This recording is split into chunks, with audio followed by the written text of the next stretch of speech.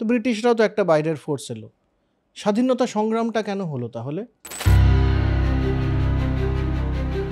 2002 এর সময় third Maratha war, সেটাতে মারাঠারা হারে, ব্রিটিশরা একদম পর্যুদস্ত করে দেয়, তোমরা শুধু কর দেবে আর নিশ্চিন্তভাবে নিজেদের রাজত্ব করবে। এটাকে বলে প্যারামাউন্টসি। এরা চাইছে যে ধীরে ধীরে আমরা সমস্ত রাজ্যগুলোকে ব্রিটিশ গভর্নমেন্টের অন্তর্ভুক্ত করে নিই, ইন্ডিপেন্ডেন্ট কাউকে থাকতে দেবো না। ব্রিটিশ হিস্টোরিয়ানরা বলে না না না, অমনি করে আমাদের কোনো সাম্রাজ্যবাদ বিস্তারের কোনো উদ্দেশ্য আমাদের ছিল না। শোনা মনে রে আমার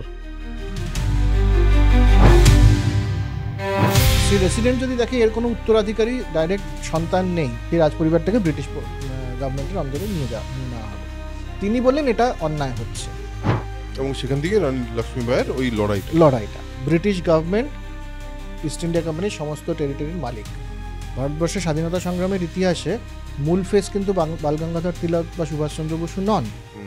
মূল ফেস তারা যারা সমঝোতা করেছে। ব্রিটিশরা অত বোকা নয়। বললাম যে তলোয়ার দিয়ে ওরা ভারতবর্ষ জয় করেনি, ওরা বুদ্ধি দিয়ে জয় করেছে। ব্রিটেন তখন নিজেদের কাপড় মিলের ইন্ডাস্ট্রি বড় করতে চাইছে, ম্যানচেস্টার। রাইট। লর্ড ক্যানিং এর সময় এসে যখন উনি পরিষ্কার পাবলিক স্টেটমেন্টে বললেন যে না, ভারতীয়দেরকে আইসিএসে নেওয়া হবে না, কিন্তু সমাজের মধ্যে এই বার্তাটা পৌঁছে গেল যে এরা আমাদের ধর্মকে খারাপ বলছে এবং অ্যাট দ্য সেম টাইম এরা নিজেদের ধর্ম প্রচার করতে চাইছে এবং সবাইকে কনভার্ট করতে চাইছে, কনভার্ট করে ফেলবে এরা। কিন্তু ব্রিটিশরাই চিরস্থায়ী বন্দোবস্ত আগেই, ব্রিটিশরা যখন কর নেওয়া শুরু করে তখন তারা বলে যে আমরা তোমাদেরকে টাকা দিতে পারছি না। তখন সন্ন্যাসীরা একত্রিত হয়ে বিদ্রোহটা করে এবং এরা প্রায় 10,000 সৈন্য নিয়ে এরা পুরো হিল থেকে নামতে নামতে গৌহাটি অব্দি এসে গেছিলেন। গৌহাটি হচ্ছে ব্রিটিশদের ওই দিককার হেডকোয়ার্টার ব্রহ্মপুত্র ভ্যালি, এবং দীর্ঘকাল প্রায় 4 থেকে 5 মাস পুরো হিল কিন্তু তিরুৎ সিং এর আন্ডারে ছিল। সাঁওতাল বিদ্রোহ এমন একটা বিদ্রোহ যারা বিদ্রোহ করতে পারে বলেই কেউ ভাবতো না। হ্যাঁ, প্রথম যেটা বিদ্রোহ হয় সিপাহীদের মধ্যে সেটা হয় ম্যাড্রাস রেজিমেন্টে। আচ্ছা, হ্যাঁ, রাইট। দ্বিতীয়টা হয়েছিল আমাদের ব্যারাকপুরে 1824-এ।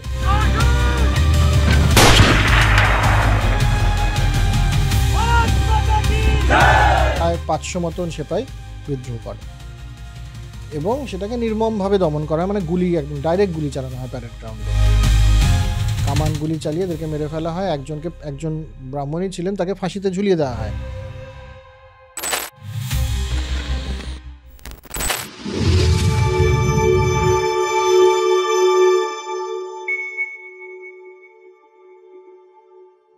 Hello man, welcome to soul connection বৈঠক। আমি অরুণাভ, আপনাদের হোস্ট ফর দ্য পডকাস্ট, আর আমার সঙ্গে আছেন প্রেমাশিস। সো আজকে আমরা বলবো একটা বই নিয়ে কথা। অলরেডি আপনারা যারা আমাদের চ্যানেল দেখেন এবং ফলো করেন তারা জানেন যে আমরা প্রত্যেকটা এপিসোডে একটা বই নিয়ে কথা বলি। মেজরলি প্রেমাশিসই বলে, আমি আপনাদের রিপ্রেজেন্টেটিভ হয়ে সেই বইটার ব্যাপারে বোঝার চেষ্টা করি এবং চেষ্টা করি যাতে আপনাদের কাছে সেটা পৌঁছয়। সো আমরা রিসেন্টলি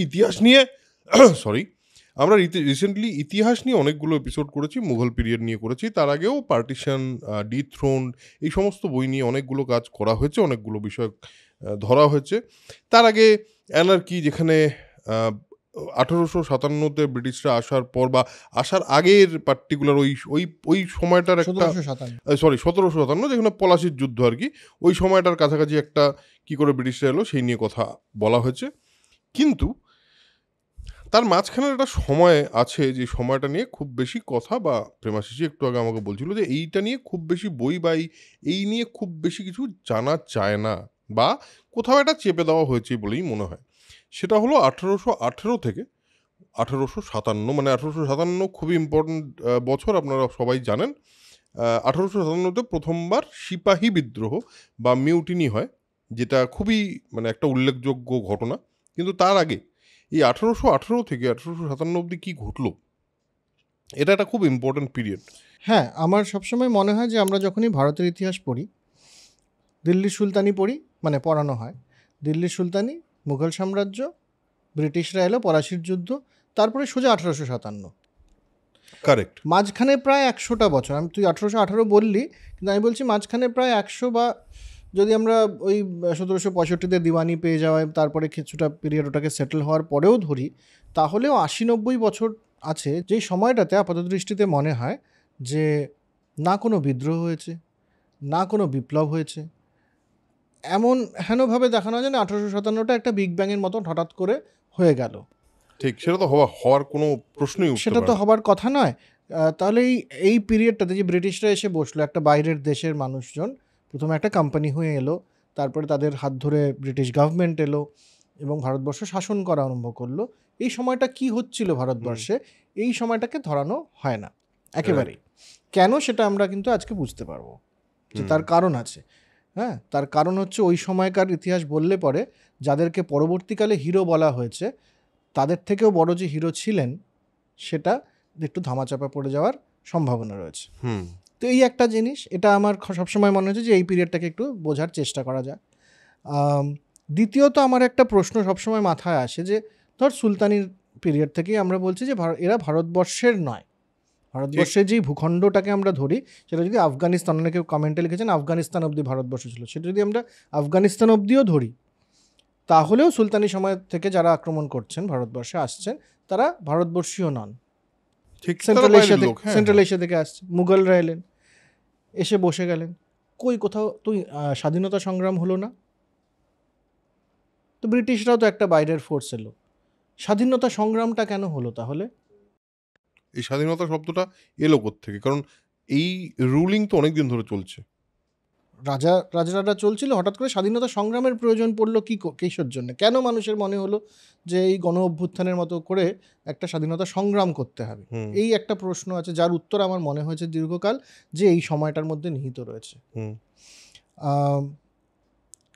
তারপরে হচ্ছে যে মানুষের কি হলো, মানুষ কি বোধ করছিলেন সেই সময়টাতে, মানুষের জীবনযাত্রায় কি পরিবর্তন হলো, অর্থনীতিতে কি পরিবর্তন হলো, রাজনীতিতে কি পরিবর্তন হলো, ভারতবর্ষের কৃষকদের কি দাঁড়ালো, শিক্ষার ব্যবস্থার কি হলো, এগুলো। এবং হ্যাঁ, ওই এই সমস্ত প্রশ্নগুলো আমার মধ্যে ছিল বলেই বলেছিলাম আমরা বোধহয় যে মুঘল এই সুলতানি সম্রাট, পরে আমরা একটু গ্যাপ নেবো ইতিহাস থেকে, কিন্তু বিভিন্ন রকম দোলাচলের মধ্যে পড়ে ভাবলাম যে এই পিরিয়ডটাকেও একটু কভার করেই নেওয়া যাক। ঠিক, আমি 1818 বললাম তার কারণ অ্যাংলো মারাঠা যে মানে মারাঠা সাম্রাজ্যের পতন যদি বলা যায় তাহলে 1818, এবং সেটা খুব একটা ইম্পর্টেন্ট পয়েন্ট অফ, মানে একটা খুবই ইম্পর্টেন্ট পয়েন্ট।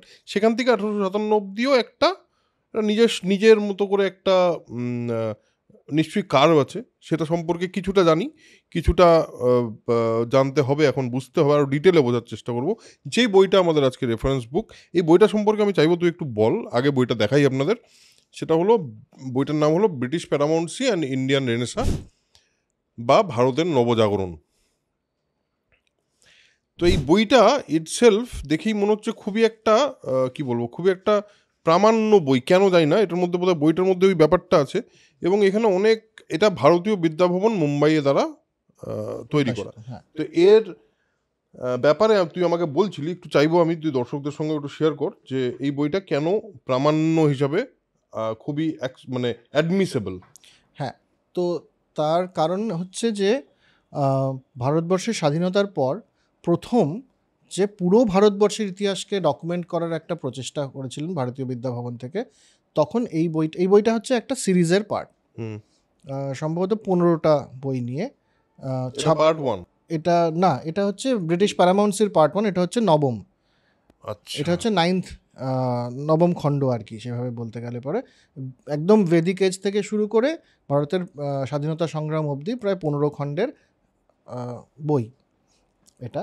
তার একটা পার্ট নিয়ে, তো এই পার্টটা হচ্ছে এই সময়টাকে, এবং এই বইটাতে পুরো সময়টাকে ধরা হয়েছে। ইম্পর্টেন্ট হচ্ছে যে এরকম ইতিহাস তারপরে অনেক লেখা হয়েছে। এই বইটার লেখক মানে এডিটর হচ্ছেন রমেশচন্দ্র মজুমদার, যাকে আজকাল হোয়াটসঅ্যাপের দৌলতে অনেকে চেনেন।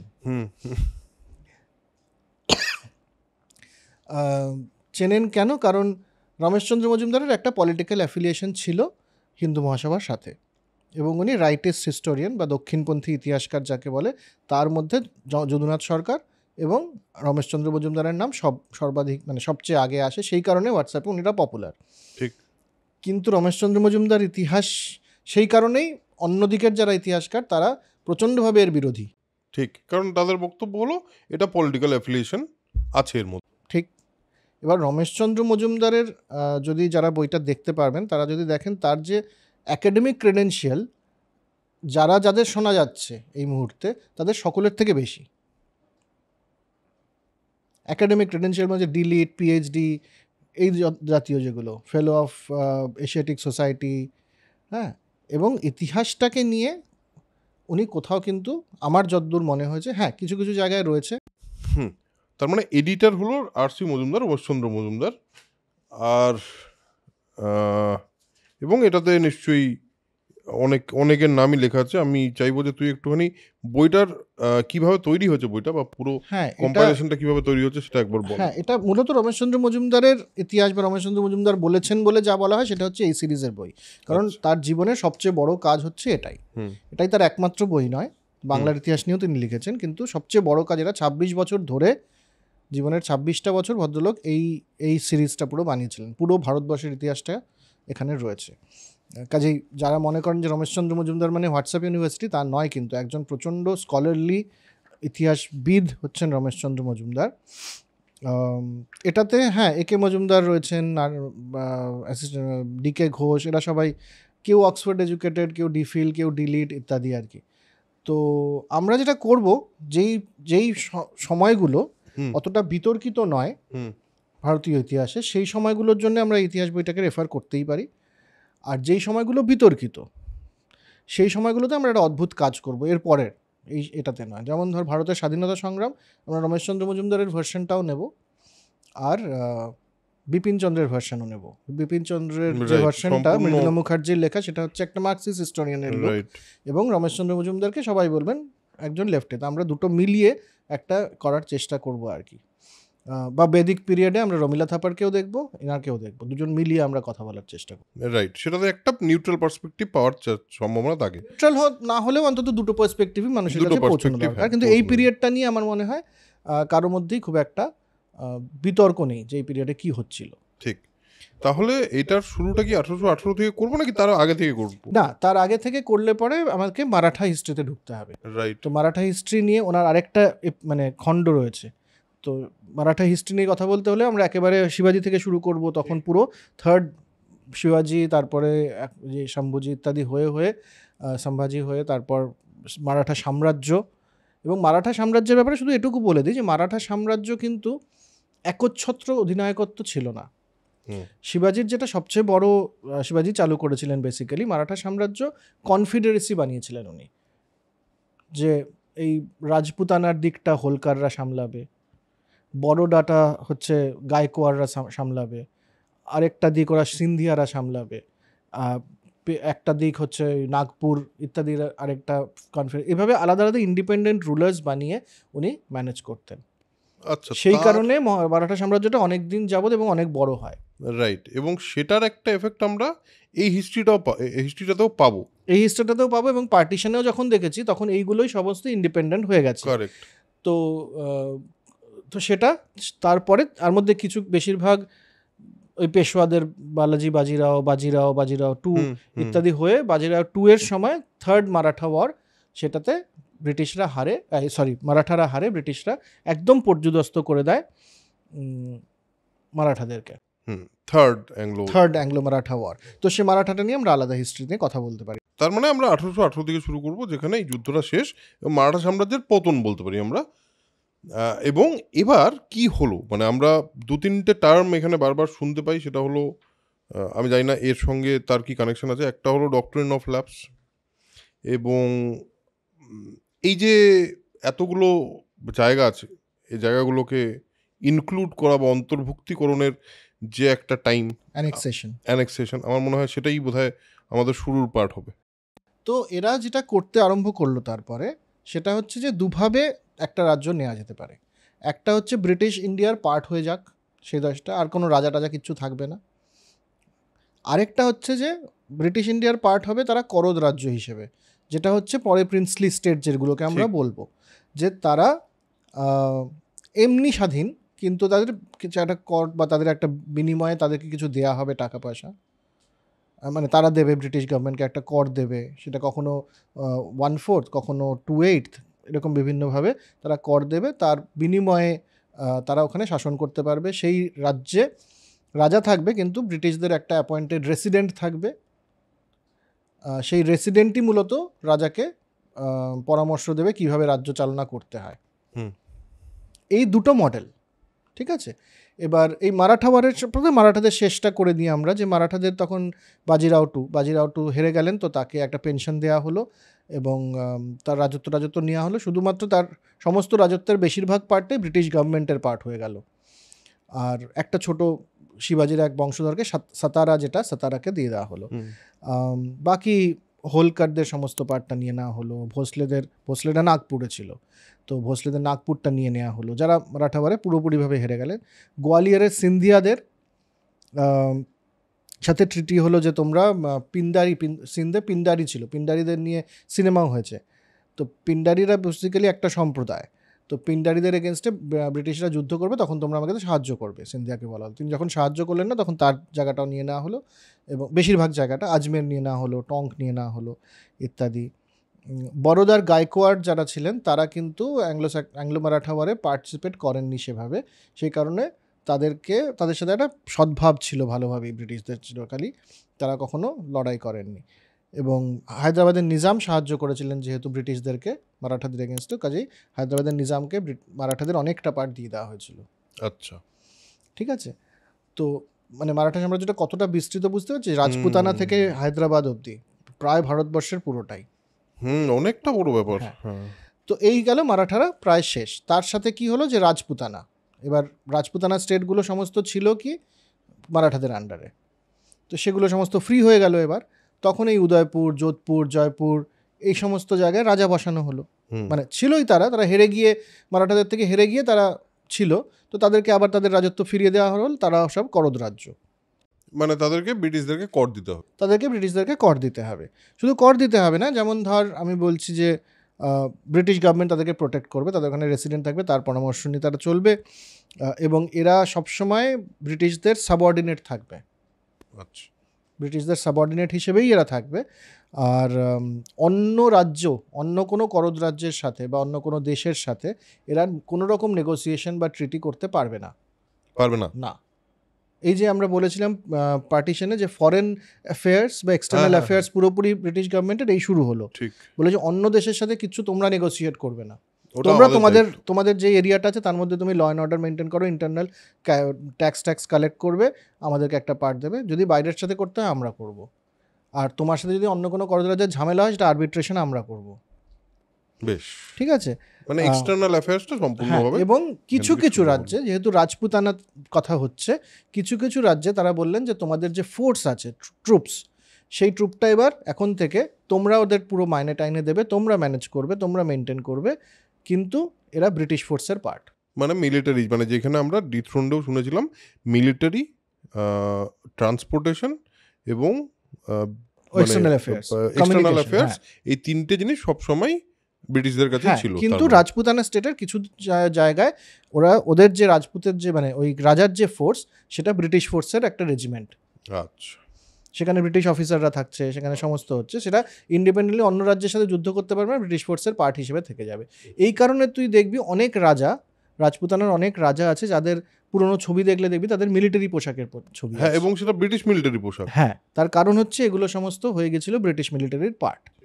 আচ্ছা, তো এই হলো। রাজপুতরাও খুব সহজে মেনে নিলেন এটা, কারণ দীর্ঘদিন ধরে তারা সেই মুঘল আমল থেকেই এবং তারপরে মারাঠাদের হাতে তারা পর্যুদস্ত ছিলেন, মানে খুবই সমস্যা ছিল। এবং রাজপুতদের আমরা সুলতানি পিরিয়ডেও দেখেছি, মুঘলদের সময়তেও দেখেছি, রাজপুতরা বীরটি ঠিক আছে, কিন্তু খুব বেশি ভারতবর্ষের যারা শাসক তাদের সাথে দ্বন্দ্বে জড়ায়নি।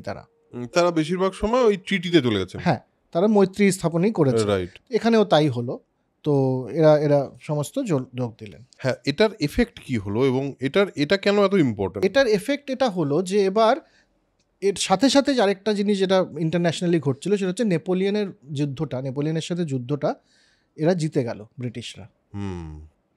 কারণ নেপোলিয়ন কিন্তু প্রায় আফগানিস্তানের কাছাকাছি এসে গেছিলেন এবং একটা বড় ভয় ছিল এদের যে ভারতবর্ষ আক্রমণ করবে নেপোলিয়ন।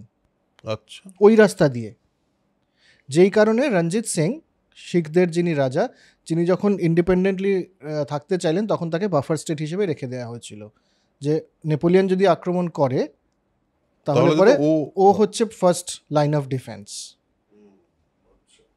তার মানে এর মধ্যে একটা মানে রঞ্জিত সিংকে ইন্ডিপেন্ডেন্ট করার পেছনে একটা পলিটিক্সও আছে। বাফার স্টেট, যে ডাইরেক্টলি ব্রিটিশদের সাথে লড়াইটা হবে না। বেশ, তো নেপোলিয়নের সাথে যুদ্ধে হেরে গেলেন, তো ব্রিটিশরা তখন সাংঘাতিকভাবে কনফিডেন্ট, আত্মবিশ্বাসের চূড়ান্ত সীমায় পৌঁছে গেছে। তো এই যে আমি বললাম এই রাজাদের সাথে এই যে মৈত্রী, যে তোমাদেরকে সব আমরা দেখব, প্রোটেক্ট করব, তোমরা শুধু কর দেবে আর নিশ্চিন্তভাবে নিজেদের রাজত্ব করবে, এটাকে বলে প্যারামাউন্টসি। প্যারামাউন্ট ইম্পর্টেন্স বা প্যারামাউন্ট গভর্নমেন্ট হচ্ছে ব্রিটিশ গভর্নমেন্ট, তার নিচে এরা সমস্ত করদ রাজ্য। তো এই প্যারামাউন্টসি স্থাপনা হলো ভারতবর্ষে। এবার দেখা গেল শুধু এতেই এরা থেমে থাকছে না, বাকি যারা যারা ইন্ডিপেন্ডেন্ট আছে তাদেরকেও ধীরে ধীরে নিজেদের অধিকারে আনার চেষ্টা করছে। আমরা প্রথমে রাজনীতিটাকে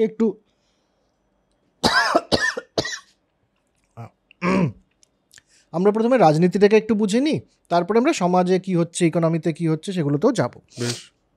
এরা চাইছে যে ধীরে ধীরে আমরা সমস্ত রাজ্যগুলোকে ব্রিটিশ গভর্নমেন্টের অন্তর্ভুক্ত করে নিই, ইন্ডিপেন্ডেন্ট কাউকে থাকতে দেব না, যেটাকে ইম্পিরিয়ালিজম বা সাম্রাজ্যবাদ বলে, সাম্রাজ্য বিস্তার।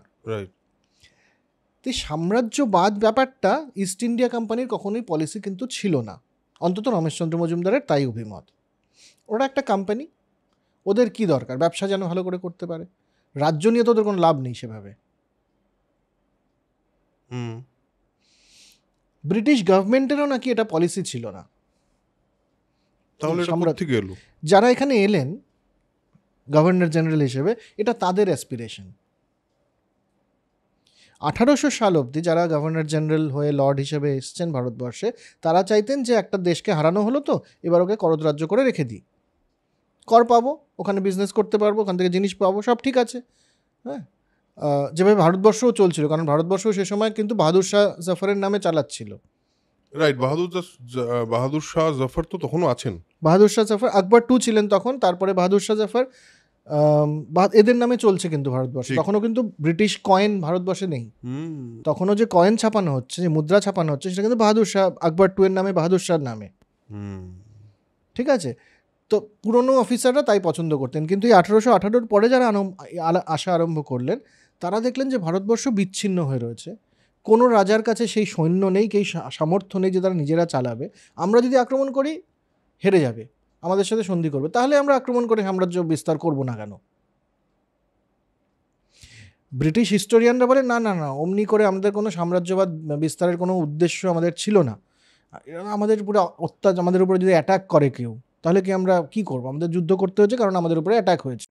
শোনাম মনে রে আমার, হ্যাঁ, ওদের উপর অ্যাটাক হচ্ছে, ওরা অত স্ট্রং ফোর্স তখন, সেখানে ওদের উপর অ্যাটাক এইসব রাজারা করবে যারা ছোট ছোট আর্মি নিয়ে কি করবে? মৈত্রী কোনো হয়তো নেগোসিয়েশন ফেল করেছে, অ্যাটাক হয়েছে। তারপরে ওরা বলে যে না, মানুষ চাইছিল যে ব্রিটিশরা, কারণ খুব দৈন্যদশায় ছিল মানুষ, খুব বাজে শাসন চলছিল এই সমস্ত রাজাদের আন্ডারে, ইনএফিশিয়েন্ট সমস্ত রাজা, সেই জন্য আমাদের নিতে হয়েছে, আমরা তো একটা মানে ভালো কাজে। এটুকু ব্রিটিশ হিস্টোরিয়ানরা এইভাবে দেখানোর চেষ্টা করেছিলেন, কিন্তু সেটা তো ঘটনা নয়। সেই ঘটনাটা যে নয়, তার সবচেয়ে বড় উদাহরণ হচ্ছে ডক্ট্রিন অফ ল্যাপস, যেটা লর্ড ডালহৌসি এসে চালু করলেন। আমরা একটু জাম্প করছি, আমরা পরপরভাবে কোন গভর্নর জেনারেলের পরে কে এসছেন সেটা আলাদা করে আর বলছি না, যেহেতু সময়টা অনেক ছোট, তার মধ্যে অনেক গভর্নর জেনারেল চেঞ্জ হয়েছেন, আমরা ইম্পর্ট্যান্ট ইভেন্টগুলোকে বলছি। ডক্ট্রিন অফ ল্যাপস মানে এই যে করদ রাজ্য রয়েছে সবাই, এবার কোনো করদ রাজ্যে রাজা মরে গেল, কিন্তু তার কোনো উত্তরাধিকারী মানে ডাইরেক্ট, কারণ তার কোনো ছেলে নেই, এটা যদি হয় তখন রেসিডেন্ট, কারণ রাজার পরে কে রাজা হবে এটা ঠিক করবে রেসিডেন্ট মানে ওই যে রিপ্রেজেন্টেটিভ, ব্রিটিশদের রিপ্রেজেন্টেটিভ যে ওখানে আছে, হ্যাঁ, succession decision is by the resident. বেশ, এবার সেই রেসিডেন্ট যদি দেখে এর কোনো উত্তরাধিকারী ডাইরেক্ট সন্তান নেই, ছেলে নেই মূলত, তাহলে পরে সেই রাজ্যটাকে আর সেই রাজ পরিবারের অন্তর্গত থাকবে না, সেই রাজ পরিবারটাকে ব্রিটিশ গভর্নমেন্টের অন্তরে নিয়ে নেওয়া হবে। এটাই ডক্ট্রিন অফ ল্যাপস। এটা হচ্ছে ডক্ট্রিন অফ ল্যাপস। ল্যাপস হচ্ছে তাই নিয়ে নেওয়া হচ্ছে, এটা ডালহৌসি চালু করলেন, প্রচুর রাজ্য ভাবে চলে এলো। তার মানে অনেকের ছেলে ছিল না? হ্যাঁ, যেমন ধর আমাদের যে ঝাঁসি, যেই রানী লক্ষ্মীবাইয়ের যে গল্পটা, রানী লক্ষ্মীবাইয়ের ক্ষেত্রে তো এটা নিয়েই তো সমস্যাটা, কারণ গঙ্গাধর রাও উনি খুব সম্ভবত তো এই ঝাঁসি কিন্তু মারাঠা কনফেডারেসির ভেতরে একটা পার্ট ছিল। ওই এটা হেরে যাওয়ার পর, থার্ড অ্যাংলো মারাঠা যুদ্ধ হেরে যাওয়ার পর সেই সময়টাতে ওদেরকে দেয়া হয়। গঙ্গাধর রাওকে 1853 গঙ্গাধর রাও মারা যান। আচ্ছা, যিনি ওখানকার রাজা ছিলেন। 20 নভেম্বর। রাইট। তার কোনো সন্তান নেই। আর ডক্টরিন অফ ল্যাবস হিসেবে তার মানে ওখানে 19 নভেম্বরে তিনি একটি ছেলে অ্যাডপ্ট করেন, দত্তক নেন। মানে হ্যাঁ, পরে যে চিঠিটা পাঠানো হয় ওনাকে, সেটা 19 নভেম্বরের, যে 19 নভেম্বরে দত্তক নেওয়া হয়েছে, 20 নভেম্বর উনি মারা গেছেন, যাতে ডক্টরিন অফ ল্যাবস কাজ না করে। আচ্ছা, কিন্তু লর্ড ডালহৌসি বললেন এটা চিট করা হচ্ছে, ভ্যালিড নয়, সেই জন্যে উনি অ্যাটাক করলেন এবং ঝাঁসিকে নিয়ে নিলেন। তখন এই রানী লক্ষ্মীবাই, যিনি কিন্তু রানী সেই অর্থে মানে উনি শাসক নন, সেই যে দত্তকপুত্রের মানে গঙ্গাধর রাওয়ের বিধবা আর কি, তিনি বললেন এটা অন্যায় হচ্ছে। এবং সেখান থেকে রানী লক্ষ্মীবাইয়ের ওই লড়াইটা নানা সাহেব, যার জন্য 1857, এই দুটো নাম ইম্পর্টেন্ট তো। নানা সাহেব, হ্যাঁ, নানা সাহেব কে ছিলেন? নানা সাহেব ছিলেন বাজিরাওয়ের ছেলে, বাজিরাও 2 এর ছেলে। তো বাজিরাও একটা দত্তক পুত্র, নানা সাহেবও কিন্তু দত্তক পুত্র। তো এবার নানা সাহেবের দুন্দুপান্ত নাম আসলে। বাজিরাও 2 যখন হেরে গেছিলেন থার্ড মারাঠা ওয়ারে, তখন তাকে একটা পেনশন দেওয়া হয়েছিল। এরিয়া তো নেই, এমনিতেই তার হাতে কোনো এরিয়া নেই, তার হাতের সমস্ত জায়গা নিয়ে সাতারাকে দিয়ে দেওয়া হয়েছে। তো নানা সাহেব যখন মারা গেলেন তখন উনি বললেন যে আমার বাবা বাজিরাও 2, ইনি, এটা 1851 কথা বলছি, ইনি বলে গেছেন যে একটা উইল করে যে যা সম্পত্তি আছে সব আমাকে দেয়া হবে। বাজিরাও 2কে যখন হেরে গেলেন তখন তাকে একটা পেনশন দেওয়া হতো। নানা সাহেব ব্রিটিশ গভর্নমেন্টকে লিখলেন তাহলে পেনশনটাও এবার আমাকে দেওয়া হোক। ওকে তো পেনশন দেওয়া হতো বাজিরাও হিসেবে, তা আমি তার ছেলে, তার উত্তরাধিকার, সমস্ত সম্পত্তি, তাহলে পেনশনও আমাকে দেওয়া হোক। এবং উনি আমার কাছে 22 লাখ টাকার সম্পত্তি রেখে গেছেন। অনেকে বলেন যে 22 লাখ টাকার সম্পত্তি না, সম্পত্তির পরিমাণ অনেক বেশি। নানা সাহেব বলেছেন অফিসিয়ালি 22 লাখ টাকা, 22 লাখ রুপিস আর কি। তো কিন্তু গভর্নমেন্ট বলল না, এই পেনশনটা বাজিরাওকে দেওয়া হতো, পেনশন ট্রান্সফারেবল হবে না। এটা হচ্ছে নানা সাহেবের সাথে ঝামেলা, এটাই ঝামেলা। হ্যাঁ, এবং তখনও এই ডক্ট্রিন অফ ল্যাপসের কথা বলা হলো, যে ডালহৌসি বললেন যে নিজের কোনো ছেলে বাজিরাও 2 রেখে যাননি। রানা সাহেব কে ছিলেন তাহলে? নিজের ছেলে ছিলেন? দত্তক পুত্র। ও দত্তক পুত্র। আচ্ছা, তো এই দত্তক পুত্র নেয়ার ব্যাপারটা তখন থেকে, মানে তাহলে লিগ্যাল এয়ার এটা খুব ইম্পর্টেন্ট, যে একদম তোমার রক্তের এয়ার হতে হবে। হ্যাঁ হ্যাঁ হ্যাঁ। তো দত্তক পুত্র নেওয়া শুরু হলো যেখানে নেই, কিন্তু দত্তক পুত্র না থাকলে দত্তক পুত্রকে মানছে না অনেক সময় ব্রিটিশ গভর্নমেন্ট, যে না দত্তক পুত্র তো হবে না, যেখানে যেমন বল প্রয়োগ করা যায় আর কি, কোথাও নেই বলে সেটা নিয়ে নিচ্ছে। তো রাজরাদের মধ্যে একটা ভয় তৈরি হলো, একটা অ্যালার্ম হলো যে আমাদের রাজ্যটা যে কোনো সময় নিয়ে নিতে পারে, যে কোনো একটা কারণ দেখিয়ে। ব্রিটিশরা খুব মানে ন্যায়প্রিয়, ওরা একটা রুল দিয়েই প্রমাণ করবে যে তোমার এখানে রাজত্ব থাকার কোনো অধিকার নেই। আগে যেমন মধ্যযুগের ক্ষেত্রে কী হতো, তলবাড়ি দিয়ে প্রমাণ করে দিত, না আমি তোমাকে মেরে ফেলেছি, হ্যাঁ শিরোচ্ছেদ করে ফেলেছি, তোমার আর কোনো অধিকার নেই। ব্রিটিশরা এখন তো চালাক, ধূর্ত, ওরা বলবে না না এখানে রুল অফ ল আছে, আইনের। হ্যাঁ, আমাদের অনেক বাঙালিরাও মনে করেন যে ব্রিটিশদের সময় না আইনের শাসন ছিল, তো আইনটা হচ্ছে ওদের নিজের মতো করে, ওরা আইনটা দিয়েই ওরা ব্যাখ্যা করবে যে না তোমার এখানে থাকার কোনো অধিকার নেই। তো এসব করে রাজাদের মধ্যে ব্যাপক একটা রাগ তৈরি হচ্ছিল। তো এটা একটা কারণ। এবার এতটা কনফিডেন্ট হয়ে গেলেন এরা বললেন যে না শুধু ভারতবর্ষ নয়, আফগানিস্তান নর্থ ওয়েস্টে এবং বার্মা ইস্টে, এগুলোকেও জিতে নেব আমরা। আফগানিস্তানে লড়াই হলো, বার্মাতে লড়াই হলো, এগুলোও কিন্তু ধীরে ধীরে ব্রিটিশ গভর্নমেন্টের পার্ট হওয়া শুরু হচ্ছে। এই মতো অবস্থায় একটা জিনিস আমরা একটু বুঝি, যে সেটা হচ্ছে বাহাদুর শাহ জাফরের কথা বললাম। বাহাদুর শাহ জাফরকে একটা নজর দেওয়া হতো, কারণ ওই 1765-তে শাহ আলমের সময়, বাহাদুর শাহ জাফর না, শাহ আলম এবং তারপরে আকবর 2, তারপর বাহাদুর শাহ জাফর। তো দিল্লির যে বাদশাহ, সে তো দিয়েছিল যে তুমি আমার দিওয়ান, ইস্ট ইন্ডিয়া কোম্পানি, তুমি আমার হয়ে ট্যাক্স কালেক্ট করবে আর আমাকে একটা নজর দেবে। নজর মানে একটা অ্যামাউন্ট সেই ট্যাক্সের থেকে। এই প্র্যাকটিসটা ধীরে ধীরে ধীরে ধীরে কমে আসতে থাকলো আর কি। উনি নামমাত্র থাকলেন, কারণ এখনও একটা রেসিডেন্ট বসিয়ে দেওয়া হলো। আচ্ছা, উনি নামমাত্র রাজা, আকবর টুই হোক আর যেই হোক। তো এই আকবর টু 1818-তে তারপরে এইসব যখন হয়ে গেছে তখন চার্টার করে বানানো হলো যে না, ব্রিটিশ গভর্নমেন্ট ইস্ট ইন্ডিয়া কোম্পানির সমস্ত টেরিটরির মালিক, এখন আর দিওয়ান টিওয়ান নয়। আচ্ছা, এই যে কালেকশন করতাম আমরা বাদশার নামে, এই যে একটা দেখানো অন্তত প্রিটেন্স ছিল, এটাকেও ভেঙে দেওয়া হলো 1818-তে। আচ্ছা, যে না, ইস্ট ইন্ডিয়া কোম্পানির যেসব জায়গায় আছে, যেসব জায়গায় রুল করে, সেগুলো সব এখন থেকে ব্রিটিশ গভর্নমেন্টের প্রপার্টি। ডিরেক্ট এরকমই বলে দেওয়া হলো, চার্টার এরকম ডাইরেক্ট বলে দেওয়া হলো। ব্যাস, তারপরে তো নজর দেওয়ার কোনো ব্যাপার নেই।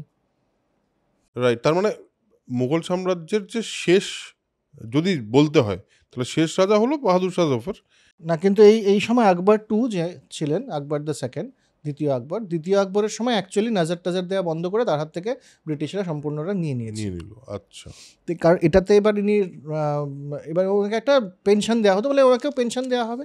ওরা কি করলো তারপরে, যে যাদেরকে আমরা হারিয়ে দিচ্ছি, যাদের এরিয়া নিয়ে নিচ্ছে, তাদেরকে একটা পেনশন দিয়ে দেবো, যেভাবে পরবর্তীকালে 47-এর পরে প্রিভি পার্স দেওয়া শুরু হয়েছিল।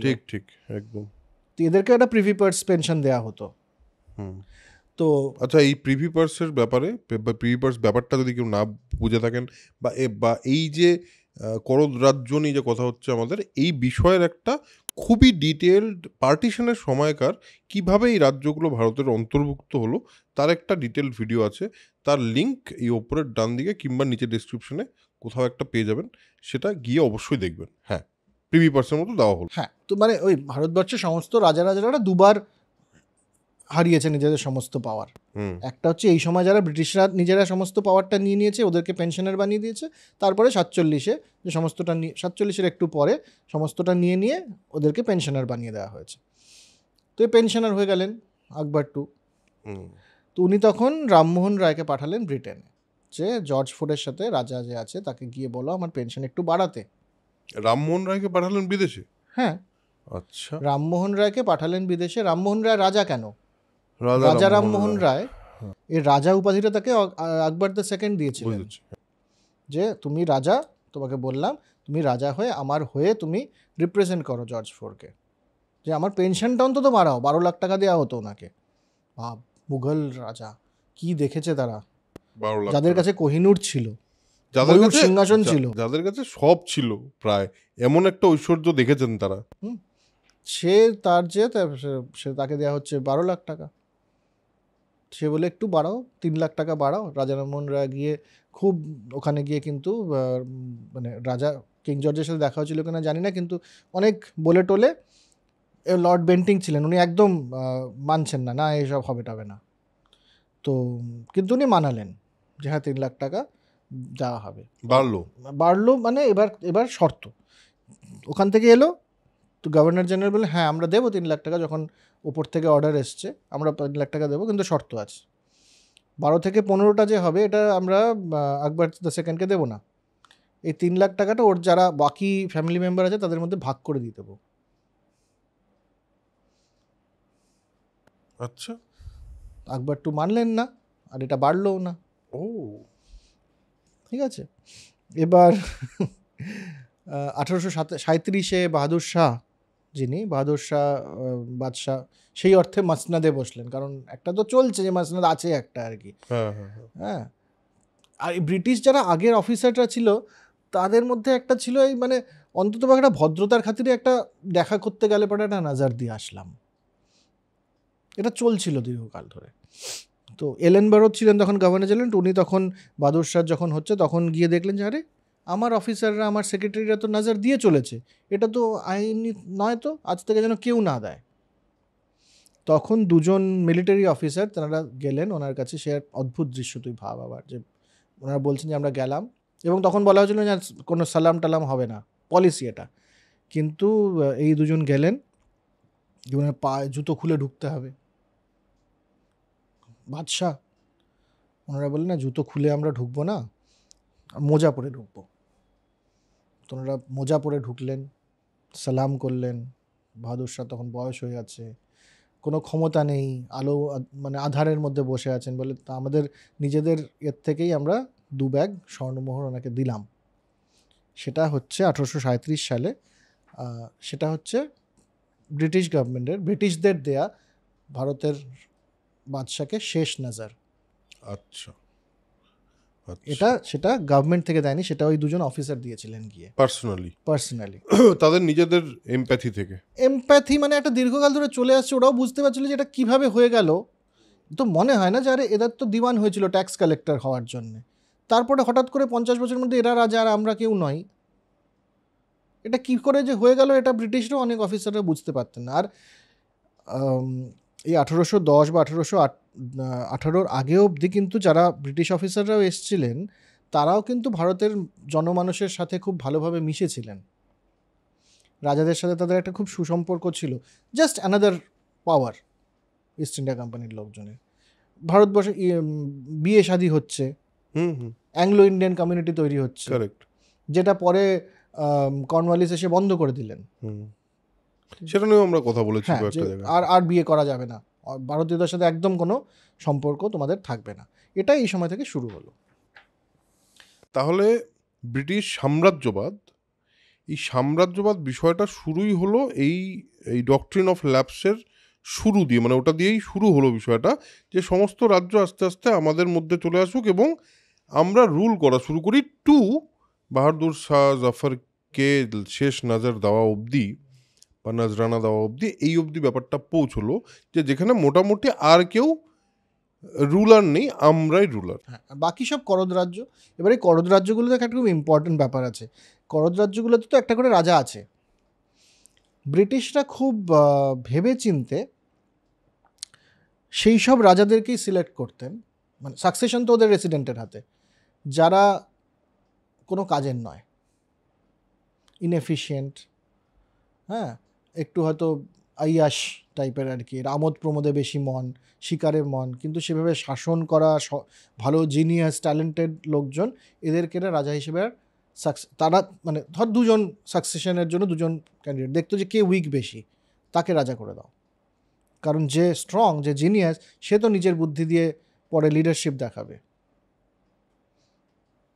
এটা এনারা শিখেছিলেন এক রোমান রাজার থেকে, টার্কুইনিয়াস সুপারবাস বলে একজন, যাকে শেক্সপিয়ার খুব পপুলার করেছিলেন তার নাটকে। তার একটা খুব ফেমাস ছিল টল পাপি সিনড্রোম, যে একটা শহরে যদি তোমার সমস্ত একদম ছোট ছোট কুকুর দরকার হয়, তাহলে কি করবে? লম্বা গলার যারা কুকুর তাদের সবাইকে মেরে ফেলো। টল পাপি সিনড্রোম বলে। তো এরা তাই করলেন কিন্তু, রাইট। এবং এটা রমেশচন্দ্র মজুমদারের কথা নয়, এটা একজন ব্রিটিশ আন্ডার সেক্রেটারি ব্রিটিশ পার্লামেন্টে বলেছেন পরে, যে ভারতবর্ষে আমরা এমন কাউকে লিডারশিপ পজিশনে আসতে দিইনি যার মধ্যে একটুও ট্যালেন্ট ছিল। যারা ট্যালেন্ট ছিল তাদেরকে আমরা হয় জেলে পাঠিয়ে দিয়েছি বা তাদেরকে মেরে ফেলেছি বা কিছু একটা এরকমটা করেছি। এটা খুব ইম্পর্ট্যান্ট। আমি তো সবসময় বলি যে ইতিহাস আমরা পড়ি কেন? ভবিষ্যৎ বোঝার জন্য। এটা খুব ইম্পর্ট্যান্ট যে তাহলে 1947 অব্দিও কি এই পলিসি ছিল?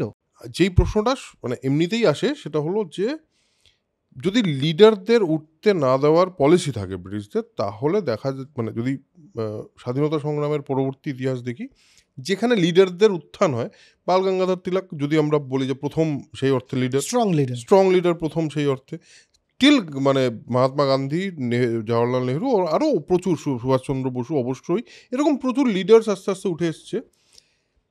এইটা নিয়ে আমরা কথা বলেছি কিন্তু, যে এদের প্রত্যেকের মধ্যে এরা প্রত্যেকে কোনো না কোনোভাবে ব্রিটিশ এডুকেশনের কাছাকাছি গেছেন এবং তাতে তারা লিবারালিজম বা ডেমোক্রেসির ব্যাপারে আরও বেশি জেনেছেন এবং তাতে লিডার হয়ে উঠেছেন। এদের লিডার হওয়াটা বোধহয় ব্রিটিশরা আটকাতে পারেননি। কিন্তু তুই যে কটা নাম নিলি তার মধ্যে দেখ, যারা স্ট্রং লিডার, যারা ব্রিটিশদের সাথে সবসময় ডাকলেই মিটিংয়ে বসে যায় না, যারা ব্রিটিশদের সাথে সমঝোতা করে ফেলে, মানে করে না সহজে, না সমঝোতা নয়, আমি তোমার সমান, এই ব্যাপারটা যারা করেছে তারা কিন্তু ভারতবর্ষের ইতিহাস থেকে ধীরে ধীরে মুছে দেওয়া হয়েছে তাদেরকে। ব্রিটিশরা তাদের সাথে কিন্তু সমঝোতা করেনি, তাদের সাথে কিন্তু তাদেরকে এগোতে দেয়নি। ভারতবর্ষের স্বাধীনতা সংগ্রামের ইতিহাসে মূল ফেস কিন্তু বাল গঙ্গাধর তিলক বা সুভাষচন্দ্র বসু নন। মূল ফেস তারা যারা সমঝোতা করেছে, যারা মিটিংয়ে বসেছে, গোপাল কৃষ্ণ গোখলে থেকে শুরু করে তারপরে অন্যান্য। ঠিক। তো জানি না এই টার্কোনিয়া সুপারবাসের এই টলপাপি সিনড্রোমটা তাদের মধ্যে হঠাৎ করে 18% শেষ হয়ে যাবে, এটা তো হওয়ার কথা নয়। এটা হয়তো তাদের মধ্যে ছিল যে যাদেরকে একটুখানি চলো বাবা বাছা করে রেখে দেওয়া যায়, জানি না, এটা নাও হতে পারে, মানে সম্ভাবনা দেখা যাচ্ছে, কারণ সেই সময় ব্রিটিশ আন্ডার সেক্রেটারি বলেছেন আমাদের কিন্তু এটাই পলিসি।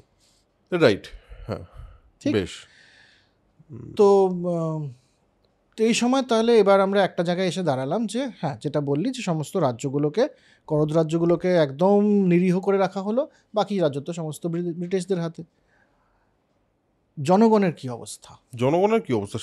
সমাজের কি অবস্থা? একদম দেখ, এই সময় এই সময় থেকে এই কনসেপ্টটা শুরু হয় প্যাক্স ব্রিটানিকা বলে। যারা ইতিহাস নিয়ে একটু চর্চা করেন তারা জানেন প্যাক্স ব্রিটানিকা। প্যাক্স ব্রিটানিকার মানে হচ্ছে যে ভারতবর্ষ খুবই উচ্ছৃঙ্খল অসভ্য একটা দেশ ছিল। আমরা ব্রিটিশরা এসে এই অসভ্যতা, এই অমাৎসন্যায় অবস্থা, হ্যাঁ, এই আইনের শাসন এবং অর্থনীতি এগুলো সব আমরা ঠিক করেছি, ঠিক আছে? এবং অনেকে এখনো বিশ্বাস করেন যে ব্রিটিশ না থাকলে তো ভারতই ছিল না। রাইট, যেটার এগেইনস্টে শশী থারুর খুব স্ট্রংলি বলেছিলেন। প্যাক্স ইন্ডিকা বলে একটা বইও আছে ওনার। রাইট। তো আমরা এক এক করে যাই যে বিভিন্ন ক্ষেত্রে মানুষজন ধীরে ধীরে ধীরে ধীরে কিন্তু ক্ষেপে উঠছিলেন, ধীরে ধীরে একটা অসন্তোষ জমা হচ্ছিল মানুষের। তাহলে এখানে তোর প্রশ্নটাই আবার তোকে করি, তাহলে এর আগে অবধি তো সব রাজারা রাজ করছিল, সুলতানি থেকে শুরু করে মুঘল শেষ অবধি, তাহলে এদের উপরেই ক্ষেপে উঠলো কেন? তার অনেকগুলো ভাগ আছে, আমরা একটা একটা করে নেব। রাজনৈতিকটা তো আমরা বুঝতে পারছি, রাজনৈতিক কারা করে, যারা হচ্ছে রাজরা সেই সময়ের হিসেবে, তারা অবশ্যই ক্ষেপে উঠবে, কারণ ডক্ট্রিন অফ ল্যাপসের একটা ব্যাপার চলে আসছে। তারা সবসময় রয়েছে একটা ইয়ের মধ্যে, সন্দেহের মধ্যে, যে কবে জানি আমার রাজ্যটাও নিয়ে নেয়। তাদের কারণটা আলাদা। অর্থনীতি, প্রথম ভাগ হচ্ছে অর্থনীতি। অর্থনীতির ক্ষেত্রে কি হলো যে মূলত বাংলা, সেই সময় বাংলা হচ্ছে ভারতবর্ষের সবচেয়ে ধনী জায়গা, যেখানে ইন্ডাস্ট্রিয়াল ডেভেলপমেন্টও অনেক বেশি। মূলত কাপড় চোপড়, সিল্ক এবং কটন, মসলিন, এবং বাংলার মুসলিম আঙুল কেটে দেওয়া হতো। এই আঙুল কেটে দেওয়া হতো খুব মেটাফরিক্যাল কথাবার্তা। অ্যাকচুয়াল যদি তুই ইতিহাস দেখতে যাস, একটা শুধুমাত্র ইনসিডেন্ট পাওয়া যায় যেখানে লিটারেলি আঙুল কাটা হয়েছিল তাঁতিদেরকে। অ্যাকচুয়ালি আঙুল কাটার প্রয়োজন পড়েনি, খুব সিস্টেমেটিক। ব্রিটিশরা অত বোকা নয়, বললাম যে তলোয়ার দিয়ে ওরা ভারতবর্ষ জয় করেনি, ওরা বুদ্ধি দিয়ে জয় করেছে, ধূর্ত বুদ্ধি দিয়ে। ওরা কি করলো, ভারতবর্ষ থেকে যে আমদানি হবে মসলিন এবং সিল্ক এবং ছিট কাপড়, যেটাকে আজকাল ভিক্টোরিয়াল ডিজাইন বলে, কাপড়ের জামার যে ভিক্টোরিয়াল ডিজাইন সেটা হচ্ছে ছিট কাপড়ের ডিজাইন, সেটা এই বাংলা থেকে ওখানে যেত। সেটার ওপরে লাগিয়ে দিল ইম্পোর্ট ডিউটি, বাড়িয়ে দিল। ইম্পোর্ট ডিউটি বলতো, ওখানে ইম্পোর্ট করতে হলে পরে ওখানে ইম্পোর্ট ট্যাক্স দিতে হবে ভারতবর্ষের বিজনেসম্যানকে। সেটা কত পার্সেন্ট ট্যাক্স? ছিট কাপড়ের ক্ষেত্রে 70%। মানে একটা জিনিসের দাম যদি হয় 100 টাকা, তাহলে ব্রিটেনের কাউকে ওটাকে কিনতে গেলে পরে 170 দিতে হবে। আর এই ট্যাক্সটা সম্পূর্ণ কালেক্ট করছে ব্রিটিশ গভর্নমেন্ট। আচ্ছা, তো যখনই ট্যাক্স বেড়ে গেল 70%, মসলিনের ক্ষেত্রে 20% ট্যাক্স ইম্পোর্ট ডিউটি। যারা একটু অর্থনীতি ঘাটাঘাটি করেন তারা বুঝতে পারেন 20% একটা ইম্পোর্ট ডিউটি মানে অনেক সেই সময়ের হিসেবে। 70% একটা 20% আলাদাই লেভেল আর কি। সিল্কেও 70%। 70% ট্যাক্স। ভারতবর্ষের সিল্ক যদি ব্রিটেনে তুমি রপ্তানি করতে চাও, তাহলে পরে শুল্ক দিতে হবে 70%। আচ্ছা, এটার কি এফেক্ট পড়লো? তা সত্ত্বেও ব্রিটেনে এগুলোর চাহিদা কমছে না, ব্রিটেনের লোকজন তাও কিনছে বেশি দাম দিয়েও। আমার এখানে একটা প্রশ্ন একটু উত্তর দে, সেটা হলো এই ট্যাক্স বাড়ানোর কারণটা কি? সেটা হলো ব্রিটিশদের নিজস্ব ইনকাম বৃদ্ধি, নাকি এই জিনিসগুলো যাতে এখান থেকে খুব বেশি বিদেশে না যায়? এইগুলো যদি যায়, ব্রিটেনের সাথে তখন আমেরিকার একটা ঘটনা হওয়ার ফলে, এই আমেরিকার সিভিল ওয়ারের সাথে একটা ব্যাপার ইয়ে আছে, ব্রিটেন তখন নিজেদের কাপড় মিলের ইন্ডাস্ট্রি বড় করতে চাইছে, ম্যানচেস্টার। Right, Manchester. সেগুলোকে এক্সপোর্ট করতে হবে এবং সেখানে ওদের বাজারেও বিক্রি করতে হবে বেশি দামে। ঠিক। ভারতবর্ষের মসলিন, ভারতবর্ষের সিল্ক, ভারতবর্ষের ছিট কাপড়, ক্যালিকো বা চিজ যেটাকে বলে, সেগুলো মানে প্রিমিয়াম প্রোডাক্ট বিক্রি হচ্ছে ওখানে ব্রিটিশ ম্যানচেস্টার দাঁড়াতেই পারছে না। মানে প্রচুর ব্রিটিশ হিস্টোরিয়ান ব্রিটেনের ইকোনমিক হিস্টোরিয়ান তারা লিখেছেন যে এই ট্যাক্স যদি না বাড়াতে হতো, আমি জানি যে ভারতবর্ষের সমস্ত ইন্ডাস্ট্রি শেষ হয়ে গেছে এই ট্যাক্সের জন্য, এই ইম্পোর্ট ডিউটির জন্য, তা না হলে পরে আমরা না খেয়ে মরতাম। ব্রিটেনের পুরো ইন্ডাস্ট্রিয়াল রিভলিউশন, অনেকে বলেন যে ভারতবর্ষ পিছিয়ে পড়েছে কারণ ভারতবর্ষে তো ইন্ডাস্ট্রিয়াল রিভলিউশন হয়নি, ওখানে ইন্ডাস্ট্রিয়াল রিভলিউশন এসে গেছিলো, এই জন্য ওটা এগিয়ে গেছে। বহু মানুষ আছেন এটা বলার জন্য। ওখানকার ইন্ডাস্ট্রিয়াল রিভলিউশন পুরোটা is at the cost of Bengal's industry and Indian industry, other Indian industry. আচ্ছা, দিস ইজ ইন্টারেস্টিং।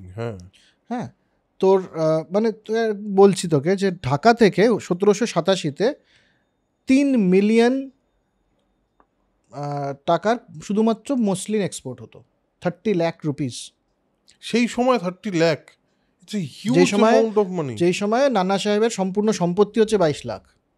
হ্যাঁ, যে সময় প্রতি বছর সেই সময় এত টাকা, যে সময় আকবরকে ওইটুকু টাকা দেওয়া হতো 12 লাখ টাকা। হ্যাঁ, সে সময় 30 লাখ টাকা প্রতি বছর এক্সপোর্ট হতো মসলিন শুধুমাত্র, এবং টোটাল ঢাকা থেকে এক্সপোর্ট হতো 1 কোটি টাকার ব্রিটেনে। সেটা 1840 এসে শূন্য হয়ে যায়। তার কারণ এই ট্যাক্স। প্রথম ছিট কাপড় নিয়ে ব্যান করে দিল, মানে ট্যাক্স নিয়েও যখন ওরা আটকাতে পারছে না তখন বললো ভারতবর্ষ থেকে ছিট কাপড় নিয়ে ব্যান, করতেই দেবো না ইম্পোর্ট। তো ভারতের মসলিন, সিল্ক এগুলোর এক্সপোর্ট ধীরে ধীরে কমতে থাকলো, এক্সপোর্ট কমতে থাকলো, ফলে এই ইন্ডাস্ট্রিগুলো, এগুলো হ্যান্ডলুম ইন্ডাস্ট্রি, এই হ্যান্ডলুম ইন্ডাস্ট্রিগুলো মরে যেতে থাকলো। তাঁতিদের হাত কেটে নেওয়া মানে কি তাদের আর কাজ করতে নেওয়া যায়, এটাই তো হচ্ছে মেটাফরিক্যাল মিনিং। অ্যাকচুয়ালি একটা কেসে হয়তো ওটা হচ্ছে, কিন্তু দরকার পড়েনি, বাকি এইভাবেই হাত কেটে দেওয়া হয়েছে তাদের। যেখানে 1.25 12.5 লাখ গজ কাপড় মসলিন এক্সপোর্ট হতো, সেটা শূন্যতে এসে দাঁড়ালো। আচ্ছা, মানে তার মানে বাংলা বা ইন্ডিয়ার ইন্ডাস্ট্রির যে এই যে কাপড়ের ইন্ডাস্ট্রির যে ডাউনফলটা, তার পেছনের কারণটা হলো এটা। এবার তার ফলে কি হলো, দুটো জিনিস। একটা হচ্ছে এবার ওখানকার মিলের কাপড় ভারতবর্ষে পাঠানো আরম্ভ হলো। ভারতবর্ষের একটা আয়রন স্মেল্টিং ইন্ডাস্ট্রি ছিল, খুব ভালো কোয়ালিটির আয়রন বানানো হতো, বাংলায় নয়, এই সাউথে। সেটাকে বন্ধ করে দিয়ে চিপ কোয়ালিটির আয়রন এক্সপোর্ট শুরু হলো, এটা নষ্ট হয়ে গেল। এবং ওটা যখন ইম্পোর্ট হচ্ছে ভারতবর্ষে, তখন 3.5% ট্যাক্স যাচ্ছে, যখন তখন 70%, আসার সেম প্রোডাক্ট আসার ক্ষেত্রে 3.5%। তো ভারতবর্ষের ব্রিটিশ কাপড়, ম্যানচেস্টার বড় হয়ে উঠছে, লন্ডন বড় হয়ে উঠছে, পুরো ব্রিটেনের সিভিলাইজেশন এবং ধন সম্পত্তি তো ভারতবর্ষ এবং বাংলার সম্পত্তি। এখানকার থেকে ট্যাক্স নিয়ে এবং এখানকার ইন্ডাস্ট্রিকে মেরে ফেলেই এটা তৈরি হয়েছে। তার আগে তো কাদা জল মাখা একটা শহর ছিল, মানে রবার্ট ক্লাইভ নিজেই তো বলেছেন, আমরা ওই এতে অ্যানার্কির সময় বলেওছি, যেমন বলছে যে মানে মুর্শিদাবাদ শহর হচ্ছে, মুর্শিদাবাদ বা ঢাকা এ হচ্ছে ইউরোপের যে কোনো শহরের সাথে তুলনা করা যায়। তো এক হচ্ছে এটা হলো আমাদের ইন্ডাস্ট্রি নষ্ট হয়ে যাচ্ছে, ওখান থেকে কাপড় জামা চলে আসছে, ওখানে কাপড় জামা আসছে মানে ওই টাকাটা তো আবার ফেরত যাচ্ছে ওখানে। আর এই যে এত হ্যান্ডলুমের লোকজন, এরা কোথায় গেল? এরা কি করবে? ঢাকা শহরের জনসংখ্যা 1818-20 দিকে ছিল 2 লক্ষ। সেটা এই সমস্ত হওয়ার পরে 1840-এর কাছাকাছি এসে 20,000 এসে দাঁড়ায়। এরা মরে যায়, সবাই গ্রামে চলে, কেউ তো মারাই যায় হয়তো নিশ্চয়ই কাজ টাজ না পেয়ে, বেশিরভাগ সবাই চলে যায় গ্রামে। এরা হয়ে যায় সবাই চাষি, কোনো কাজ নেই, এবং তারা স্কিল্ড চাষিও নয়, কারণ চাষবাস তো তাদের কাজ নয়, তারা তো বেসিক্যালি আর্টিসান। তো তাদের মধ্যে অসন্তোষ তো বাড়বেই, তাদের মধ্যে অসন্তোষ বাড়ছে। হ্যাঁ, আর ইন্ডিয়া থেকে যেটা যাওয়া শুরু হয় সেটা হচ্ছে র মেটেরিয়ালস, তুলো। তখন আর মানে ভারতবর্ষকে একটা ম্যানুফ্যাকচারিং হাব ইন্ডাস্ট্রি থেকে সেটাকে একটা এগ্রিকালচারাল, ভারতবর্ষ বলে না কৃষি প্রধান দেশ, ভারতবর্ষ একটা ব্যবসা প্রধান এবং ম্যানুফ্যাকচারিং প্রধান দেশ ছিল, এবং যেখানে এই লেভেলের জিনিসপত্র রপ্তানি হতো এত টাকার। হ্যাঁ, সেটার থেকে ভারতবর্ষকে কৃষি প্রধান করে দেওয়া হয় এই সময়টাতে, কারণ ভারতবর্ষ থেকে ইম্পোর্ট করা হতো শুধুমাত্র ভারতবর্ষের র মেটেরিয়ালস। তার মানে ইকোনমির উপর একটা মারাত্মক প্রভাব পড়লো এবং তার ফলে সমাজের যে মানুষ, সমাজের বিভিন্ন স্তরের মানুষের একটা অসন্তুষ্ট তৈরি হওয়া শুরু হলো যে আমরা এরকম ছিলাম, এখন চাষ করতে হচ্ছে এসে। তার সাথে সাথে কি হলো, 1833 সালে ওয়েস্ট ইন্ডিজে, ওটাও ব্রিটিশদের আন্ডারে, ওয়েস্ট ইন্ডিজে দাস প্রথা বিলুপ্ত হয়ে গেল। দাস প্রথা বিলুপ্ত হয়ে গেলে পরে ওখানে দাসরা মূলত কাজ করানো হতো তো ফিল্ডে, বিভিন্ন রকম প্লান্টেশনে, আর দাসদেরকে ওখানে রিক্রুট করা যাচ্ছে না। সেই প্লান্টাররা চলে এলো সমস্ত ভারতবর্ষে নীলকর হয়ে। ও, নীল চাষ, ইন্ডিগো কাজে তারা, এবং তখন সস্তা, গ্রামে গঞ্জে তো সস্তায় আমি লোক পাচ্ছি, কারণ সব শহর থেকে যারা সমস্ত আর্টিসান ছিল তারা সব তো শহরে, গ্রামে চলে এসছে, ওভার ক্রাউডেড হয়ে গেছে গ্রাম, যা টাকা দেবো তাতেই কাজ করবে। তার মানে ইকোনমিটা শেষ করে দিয়েছে আর কি, এবং অত্যাচার করা যায় তাদের উপরে, তাদের তা কিচ্ছু করবে না, তাদের কোনো যাবার রাস্তা নেই। তো তার মানে এই নীলকর যে ব্যাপারটা, এইটা এইখান থেকে শুরু হলো। তো এই মানে তারা মূলত দাসদের চালিয়ে এসছে, কাজেই তারা যে অত্যাচারী হবে নীলকর সাহেব যাদেরকে বলা হয়, এর মধ্যে কোনো বড় ব্যাপার নেই। অবভিয়াসলি তারা সমস্ত ওয়েস্ট ইন্ডিজের প্লান্টার, স্লেভ প্লান্টার্স। তো এই একটা বিষয় হলো। তার সাথে সাথে অ্যাডমিনিস্ট্রেটিভলি কি হচ্ছে, যে ল্যান্ড ট্যাক্স বাড়ছে, জমিতে যারা চাষ করবে তাদের ক্ষেত্রে ট্যাক্স অনেক বেশি দিতে হচ্ছে তাদেরকে, 3 গুণা লাগানের যে কনসেপ্ট, লাগান বাড়ছে। কাজে এই যে এত লোক গ্রাম শহর থেকে গ্রামে চলে আসলো, ওভার ক্রাউডেড গ্রাম, জমি ছোট হয়ে যাচ্ছে পার হেড, কিন্তু তার থেকে তাদেরকে লাগান দিতে হচ্ছে অনেক বেশি, কর দিতে হচ্ছে অনেক বেশি, অসন্তোষ আরও বাড়ছে। খুবই খারাপ অবস্থা আর কি ভারতবর্ষে সেই সময়। তার সাথে সাথে যারা জমিদার, চিরস্থায়ী বন্দোবস্তের ফলে জমিদারদের কাছে আগে কি ছিল, জমিদাররা একটা এলাকা তো মানে রাজত্ব করতেন তারা। এরপরে ওদেরকে এসব সমস্ত সরিয়ে নেওয়া হলো, যে তোমরাও কর দিয়েই করবে, মানে মূলত জমিদার মানে বড় চাষি। হ্যাঁ, তোমাদের আন্ডারে চাষিরা থাকবে, তুমি হেড চাষি। হ্যাঁ, তার কোনো ল অ্যান্ড অর্ডার নেই, এটাও তারা মেনে নিতে পারছে না। কাজে আপার ক্লাসেরও অবস্থা খারাপ। এবং শুধু তাই না, চিরস্থায়ী বন্দোবস্তের জন্য আরেকটা জিনিসও হলো, সেটা হলো চাষিদের উপর যে করটা, চিরস্থায়ী বন্দোবস্তের জন্য সেটা আরও বেড়ে গেল। কারণ একটা মাথায় একটা লোক তৈরি হলো, তার একটা ট্যাক্সের মানে এক্সেস ট্যাক্স তৈরি হলো। তার মানে কৃষকদের মধ্যে অসন্তোষ তৈরি হচ্ছে। আর জমিদাররাও যেই ল অ্যান্ড অর্ডার বা ফ্লেক্সিবিলিটিটা নিয়ে কাজ করতো সেটা করতে পারছে না, তাকে দিতেই হবে। তারাও বড় চাষি, তাদের আত্মাভিমানেও লাগছে যে আমি তো শাসন করতাম এই জায়গাটা, সেখানে আমি জাস্ট ওদেরকে বস হয়ে বসে গেলাম, আত্মাভিমানেও লাগছে, প্লাস এমনিও অর্থনৈতিকভাবে অবস্থা খারাপ হয়ে গেল। আরও কিছু কিছু ক্ষেত্রের এই সমস্যাটা হলো, যেমন ধর রাজাদের আন্ডারে কি রাজারা অনেককে প্যাট্রোনাইজ করতেন, ধর সঙ্গীতজ্ঞ হলো, শিক্ষার ক্ষেত্রে কোনো বড়, সে হয়তো মানে মুসলিম সুলতান হলে পরে হয়তো কোনো ক্লেরিককে করছেন, হিন্দু রাজা হলে পরে হয়তো কোনো ব্রাহ্মণকে করছেন, যেটাই হোক, কিন্তু ট্যালেন্টেড বা শিক্ষিত লোকদেরকে একটা প্যাট্রোনেজ দেয়া, হ্যাঁ, মিউজিশিয়ানদেরকে প্যাট্রোনেজ দেয়া, আর্টিসানসদেরকে যারা হয়তো প্রাসাদ টাসাদ বানাবে, মন্দির বানাবে, তাদেরকে প্যাট্রোনেজ দেয়া, এসব তো থাকতো, এগুলো সব চলে গেল। রাইট, এরাও হয়ে গেলেন বেকার, তাদের মধ্যেও অসন্তোষ। তার মানে অর্থনৈতিক এবং সামাজিকভাবে ভারতবর্ষের অবস্থা তখন খুবই খারাপ। এটা তো অর্থনৈতিক আলো। এবার দ্বিতীয় হচ্ছে যে অ্যাডমিনিস্ট্রেটিভ রিফর্মসের মধ্যে এই চিরস্থায়ী বন্দোবস্ত এলো। আরও কিছু কিছু জিনিস হচ্ছে, যেমন ওরা হচ্ছে রুল অফ ল চালু করেছি আমরা, আইনের শাসন। কোনো তার আগে কি ছিল, পার্সোনাল ল, রাজার কোর্টে এসো বা জমিদারের কোর্টে এসো, তার যা মনে হবে সেটাই আইন। এরা এসে বলে না বাবা, রুলে যা লেখা আছে তাই হবে, আইনের শাসন এই দেশে হবে। যেখান থেকে এই কনসেপ্টটা এসছে যে ওদের মধ্যে একটা সেন্স অফ জাস্টিস ছিল। সমস্যাটা হলো সেটা হচ্ছে যে যারা সমাজের উঁচু তলার মানুষ ছিলেন ভারতবর্ষে, তারা তো ইকুয়ালিটি কখনোই পছন্দ করবেন না। রাইট, তাদের এই ইকুয়ালিটিটা দিয়ে খুব আত্মাভিমানে লাগলো। আর যাদের জন্য এটা করা হলো, তাদের কাছে এটা এতটাই কমপ্লেক্স একটা প্রসেস, তারা অ্যাকচুয়ালি বিচার ব্যবস্থার কাছে পৌঁছতেই পারছে না। প্রথমত ভাষা, তারা ইংরেজি জানে না, গরিব যারা রয়েছে তারা ইংরেজি ভাষা জানে না, তারা জানে না যে এই উকিল ধরে এই আইনটা কীভাবে মানে এটা করতে হয়। কারণ এই কনসেপ্টটাই তারা নতুন, তাদের কাছে একবারে নতুন একটা প্রসেস।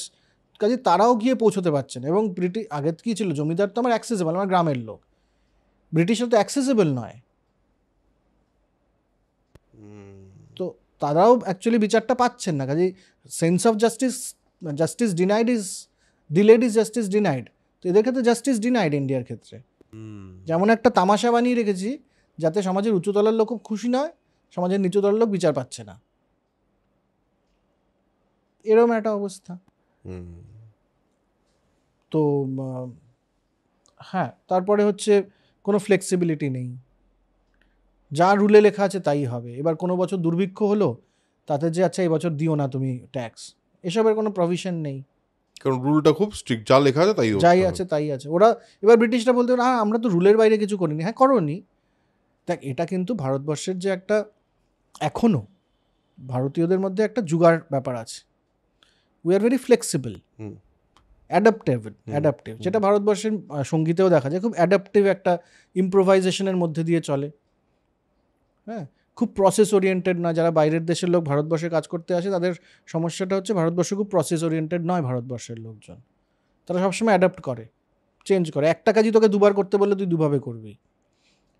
ইউরোপের লোক বা আমেরিকার লোক এটা করবে না, ওখানকার শিক্ষাটা অমনি নয়, ওখানে খুব প্রসেসটাই মেইন, এখানে আউটকাম ইজ মেইন। তুমি আউটকাম দেখো না, কাজ সময় মতো শেষ হলেই তো হলো, আমি কিভাবে করছি দেখার দরকার কি? একদম, এটা তো ইন্ডিয়ান মেন্টালিটি। একদম একদম। পেছন দিকে রনো হাসছে, ক্যামেরার পেছনে আমাদের যে ক্যামেরা ছেলেটি তিনি হাসছেন।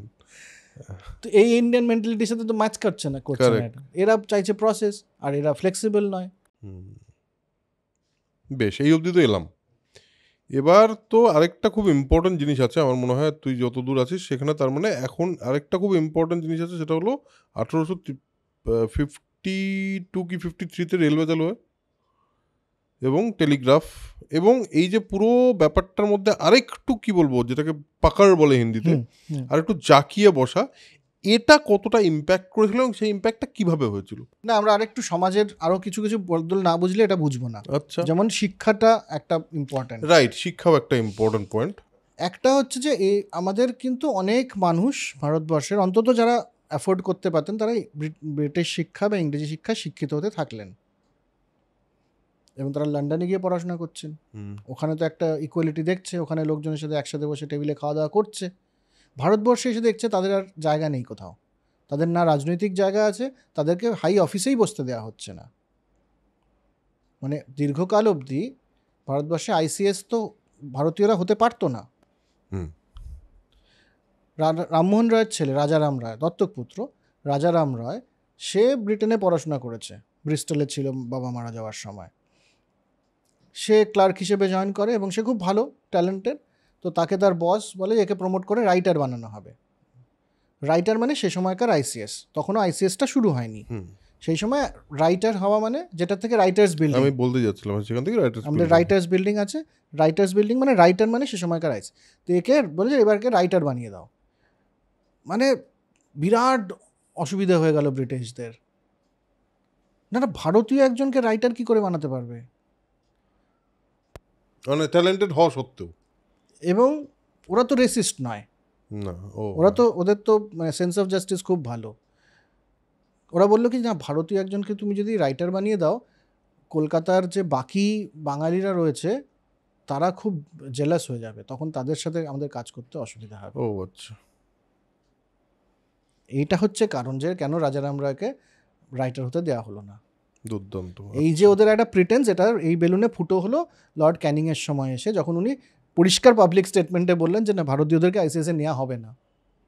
তার আগে অবধি এসব প্রিটেন্স চলছে যে, কারণ চার্টার যেটা হয়েছে 1818 এবং তারপরে 1833 চার্টারে বলা হয়েছে কোনো রকম ভারতীয় হওয়ার জন্যে কোনো পদে, কোনো কাজে, কোনো বিচার ব্যবস্থায় কিন্তু ডিসক্রিমিনেট করা হবে না। বাবা, ওসব নেই আমাদের, আমরা খুব ভালো লোক। হ্যাঁ, রেসিজম শুধুমাত্র হিটলার করে বা করেছে, ব্রিটিশরা কখনো রেসিস্ট ছিল না। আমাদের দেখো চার্টারে লেখা রয়েছে আমরা ডিসক্রিমিনেট করব না, কিন্তু এটা কেন করিনি রাজারাম রায়কে? কারণ ভারতীয়রাই চাইবে না।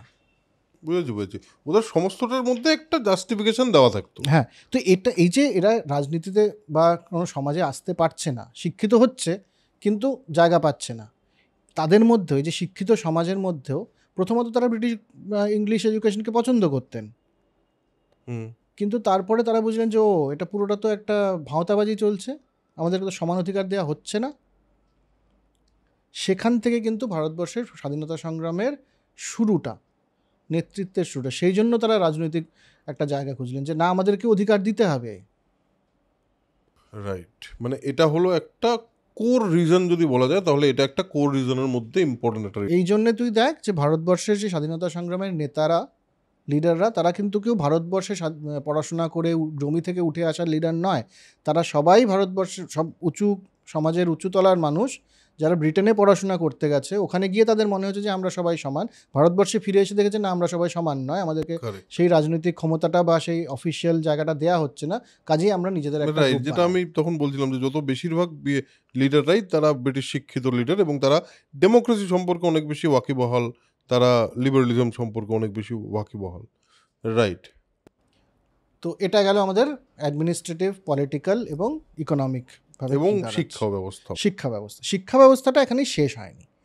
শিক্ষা ব্যবস্থাটার ক্ষেত্রে 1818 অবধি ইস্ট ইন্ডিয়া কোম্পানি তাদের এলাকায় মিশনারিজদেরকে, ক্রিশ্চিয়ান মিশনারিদেরকে ঢুকতে দেয়নি। বলেছিলাম ইস্ট ইন্ডিয়া কোম্পানির যারা ছিল তারা ভালো কাজ করেছে বলছি না, কিন্তু তারা ভারতবর্ষের মতন করে ভারতবর্ষকে চালাতে চাইছিল। তারা ওইটুকু ব্যবসা করবো তো, ব্যবসায়িক সংস্থা, তাদের লাভের কথা তারা ভাবছে। ব্রিটিশ গভর্নমেন্ট 1818-তে বললো যে না, মিশনারিজদেরকে ঢুকতে দিতেই হবে সমস্ত জায়গায়। ব্রিটিশ গভর্নমেন্ট নিজেই বলে দিল হ্যাঁ, দিতে হবে, তুমি আটকাতে পারো না। সমস্তটা ব্রিটেন গভর্নমেন্টের। ব্রিটেনে যেমন করে ওরা ধর্মপ্রচার করে, তেমনি করে ওরাও ধর্মপ্রচার করবে। এই ভারতবর্ষে কনভেন্টস এবং মিশনারি স্কুল তৈরি হওয়া শুরু হলো। এবং যে যতই বলুক, সমস্ত ডকুমেন্টারি প্রুফ আছে যে তারা বলছিল যে ভারতবর্ষে ইংলিশ এডুকেশনের, মিশনারিদের কথায়, ভারতবর্ষে ইংলিশ এডুকেশনের প্রথম এবং প্রধান উদ্দেশ্যই হচ্ছে সবাইকে ক্রিশ্চান করা, যাতে তারা বাইবেল বুঝতে পারে। তো একটা সাংঘাতিকভাবে, এবং সরকারি স্কুলেও অনেক সরকারি স্কুল যেখানে হচ্ছে পাদ্রীকে বানানো হয়েছে হেডমাস্টার, তারা পড়াচ্ছেন, বাইবেল পড়া বাধ্যতামূলক হচ্ছে। এবং বলা হচ্ছে কি তাদেরকে খুবভাবে বলা হচ্ছে, তোমাদের ভগবান কি? তুমি কালকে এই পুজো করছো, কাল পরশু ওই পুজো করছো। হ্যাঁ, মুসলিমদেরকে অন্য কোনোভাবে বোঝানো হচ্ছে, তোমাদের তো নেই কেউ, রিডিমার কে তোমাদের? তুমি কী একটা বাজে ধর্ম তোমাদের। এটা কিন্তু বলা হচ্ছে সব সময়, বহুকাল, মানে আমি বলছি যে আজ থেকে ওদের 25-30 বছর আগেও কনভেন্টগুলোতে এটা বলা হতো। প্রচণ্ডভাবে ইন্ডিয়াকে ডিনিগ্রেট করা। রাইট। এতে কি হলো, অনেকে ক্রিশ্চান হলেন, অনেকে হলেন না, কিন্তু সমাজের মধ্যেই বার্তাটা পৌঁছে গেল যে এরা আমাদের ধর্মকে খারাপ বলছে, এবং অ্যাট দ্য সেম টাইম এরা নিজেদের ধর্ম প্রচার করতে চাইছে এবং সবাইকে কনভার্ট করতে চাইছে, সবাইকে কনভার্ট করে ফেলবে এরা। এটা হিন্দু এবং মুসলিম দুই সমাজের কাছেই খুব বাজে একটা সিগন্যাল গেল। তাতে কিছু ক্ষতি হলো খুব বড় বড়। যেমন কিছু ওদের ভালো কাজও তখন মানুষ আর নিতে পারছে না। যেমন রমেশচন্দ্র মজুমদারি বলছেন যে মহিলাদের শিক্ষা, নারী শিক্ষার জন্য একটা স্কুল খুললো। নারীদেরকে স্কুলে পাঠানো হয় না মূলত হিন্দু সমাজ থেকে। কেন? কারণ রমেশচন্দ্র মজুমদারের কথা, আমি রমেশচন্দ্র মজুমদার বারবার বলছি কেন, কারণ হোয়াটসঅ্যাপ ইউনিভার্সিটিতে ওনাকে অন্যভাবে দেখানো হয় বলে। উনি বলছেন যে অর্থোডক্সি এবং এই মেল প্যাট্রিয়ার্কি সবচেয়ে বড় ইয়েটা হচ্ছে মহিলাদেরকে অশিক্ষিত রাখা। ওইখানেই যদি ওদেরকে একটু জ্ঞান বা শিক্ষা চলে আসে এবং তারা যদি অন্য দেশে কী হয় সেটা জানতে পারে, তাহলে মুশকিল। কাজেই এবার বলে না না, ওখানে গেলে ধর্ম চলে যাবে। এটাকে অনেকে ইউজও করলেন, ম্লেচ্ছ জাতিটা এখান থেকে আসা শুরু হয়। রাইট। তারপর ধর রেলওয়ে, ট্রেনে চড়া, ট্রেনটা তো মূলত ওদের ব্যবসার কারণে বানিয়েছিল বা এবং মিলিটারি মুভমেন্টের কারণে, কিন্তু ভারতবর্ষ কিন্তু জুড়েছে রেলওয়ে। কিন্তু তখন সমস্ত যে ব্রিটিশদের মূল কাজ কিন্তু ধর্ম পরিবর্তন করা। ট্রেনে দেখেছো তো আমাদের কোনো কাস্ট ফাস্ট ধর্ম টর্ম কিচ্ছু মানে না, সবাইকে একসাথে বসতে হয়। ট্রেনটা ওরা বানিয়েছে হচ্ছে আমাদের সমস্ত ধর্ম নষ্ট করার জন্য। এই কারণে যখন সতীদাহ প্রথার মতো একটা প্রথা বাতিল করার কথা উঠলো, যেটা বেন্টিং মানে রাজা রামমোহন রায় এবং বেন্টিং মিলে করলেন, তখন সেই পরিমাণে হিন্দুদের তরফ থেকে একটা মানে বিরূপ একটা প্রতিবাদ এলো। নারী শিক্ষার ক্ষেত্রেও তাই, বিদ্যাসাগর যখন করছেন ডালহৌসির সাথে বিধবা বিবাহ, নারী শিক্ষার ক্ষেত্রেও একই জিনিস হচ্ছে। কারণ সমাজের মধ্যে ওই মেসেজটা পৌঁছে গেছে যে এটা সমস্ত আমাদেরকে বিধর্মী করে দেবে।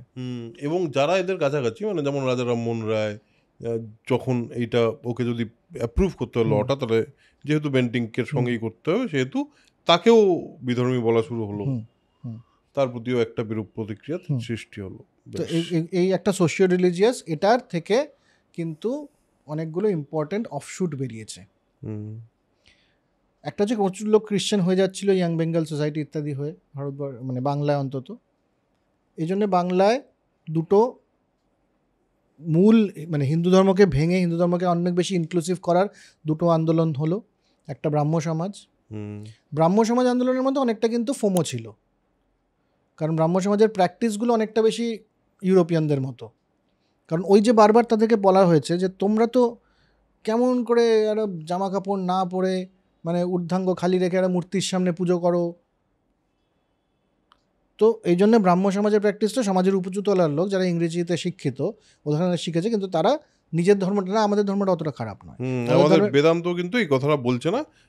বেসিক্যালি ব্রাহ্ম সমাজ তো বেদান্ত থেকেই ডিরাইভড, সেখানে বলছে বেদান্ত কিন্তু এটা বলছে না, বেদান্ত বলছে একেশ্বরবাদের কথা। তারা রিইনভেন্ট করলেন হিন্দু ধর্মটাকে বা বৈদিক ধর্মটাকে, হয়তো সে রিভাইভালিজমও, কিন্তু রিইনভেন্ট করলেন যে না, এটাও কিন্তু সুন্দরভাবে সভ্যভাবে এবং ভদ্রভাবে পালন করার মতো একটা ধর্ম।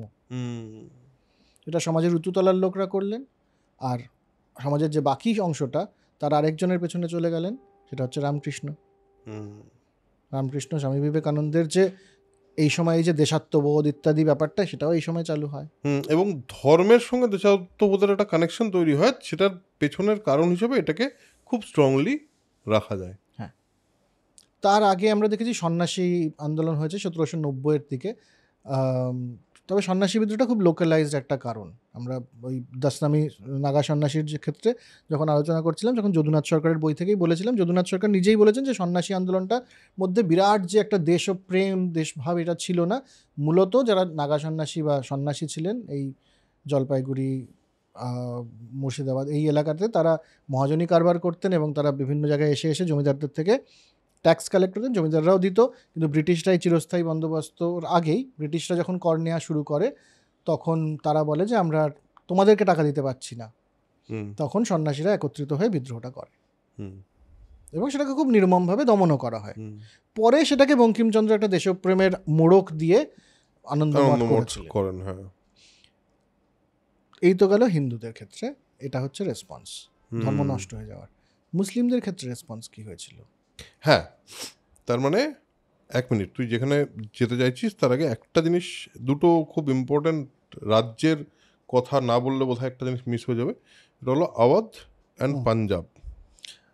হ্যাঁ, কারণ সেইটা একটা খুবই, আমার মনে হয় খুবই একটা ইম্পর্ট্যান্ট ইনসিডেন্ট ওপর। হ্যাঁ, মানে তোর মারাঠা সাম্রাজ্যের পরে যদি কোনো একটি রাজ্য, ভারতীয় রাজ্য বা রাজত্ব সেভাবে বড় ফুলে ফেপে উঠে থাকে, সেটা হচ্ছে রঞ্জিত সিংয়ের আন্ডারে পাঞ্জাব শিখ সাম্রাজ্য। এবার আমরা পুরো শিখ হিস্ট্রিটা নিয়ে এখানে কথা বলতে পারবো না, সময় মানে সেটা পরিসরের মধ্যে সেটা সম্ভব হবে না, এবং সেটা নিয়ে আলাদা করে আমার কথা বলার ইচ্ছেও আছে, যে একদম শিখদের গুরুদের উত্থান থেকে শুরু করে রঞ্জিত সিংয়ের পুরো সাম্রাজ্যটা নিয়ে। কিন্তু এই পরিপ্রেক্ষিতে এটুকু বলে নেওয়া ভালো যে রঞ্জিত সিং একা, পাঞ্জাবের না বহু শিখদের বহু ছোট ছোট ছোট ছোট রাজত্ব ছিল, পাটিয়ালা আলাদা, হ্যাঁ, এরকম আলাদা আলাদা রাজ্য ছিল।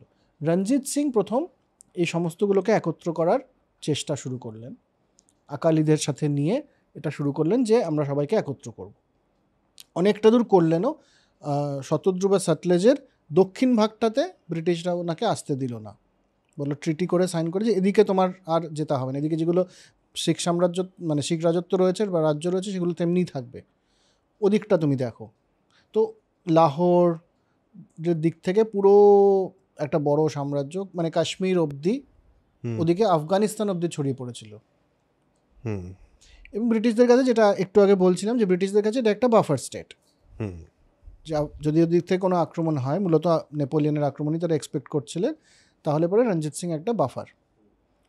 আর কর তো দিতে নি, অসুবিধে নেই কোনো সেইভাবে। রঞ্জিত সিং বড় রাজত্ব করছেন আকালিদের নিয়ে এবং জিতছেন, ওদিকে ধীরে ধীরে ধীরে ধীরে সাম্রাজ্য বড় হচ্ছে। এটা ছিল রঞ্জিত সিং যখন মারা যান, অ্যাংলো শিখ ওয়ার কিন্তু রঞ্জিত সিংয়ের পরের, রঞ্জিত সিং মারা যাওয়ার পরে এই রাজত্বটা একটু বিক্ষিপ্ত হয়ে পড়ে, কারণ তার সে সময় দুটো দল মূলত বড় হয়ে ওঠে। একটা হচ্ছে তার যারা সেনাপতি ছিলেন তার মধ্যে ডোগরারা ছিলেন। ডোগরা একটা আলাদা সম্প্রদায়, যারা পরে গিয়ে কাশ্মীরের রাজা হবেন, কারণ কাশ্মীরের ওই রঞ্জিত সিংয়ের পার্টটা তাদের হাতে চলে যাবে, গুলাব সিং।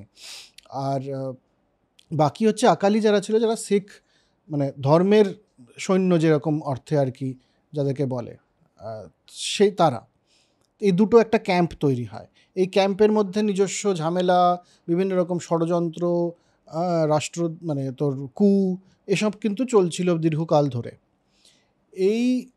এটা চলছিল এবং এই সময়টাতে ওই আফগানিস্তান অবধি যাওয়া, আফগানিস্তানের সাথে একটা যোগসাজ স্থাপন করা। আফগানিস্তানের যে কাবুলের যে কাবুলের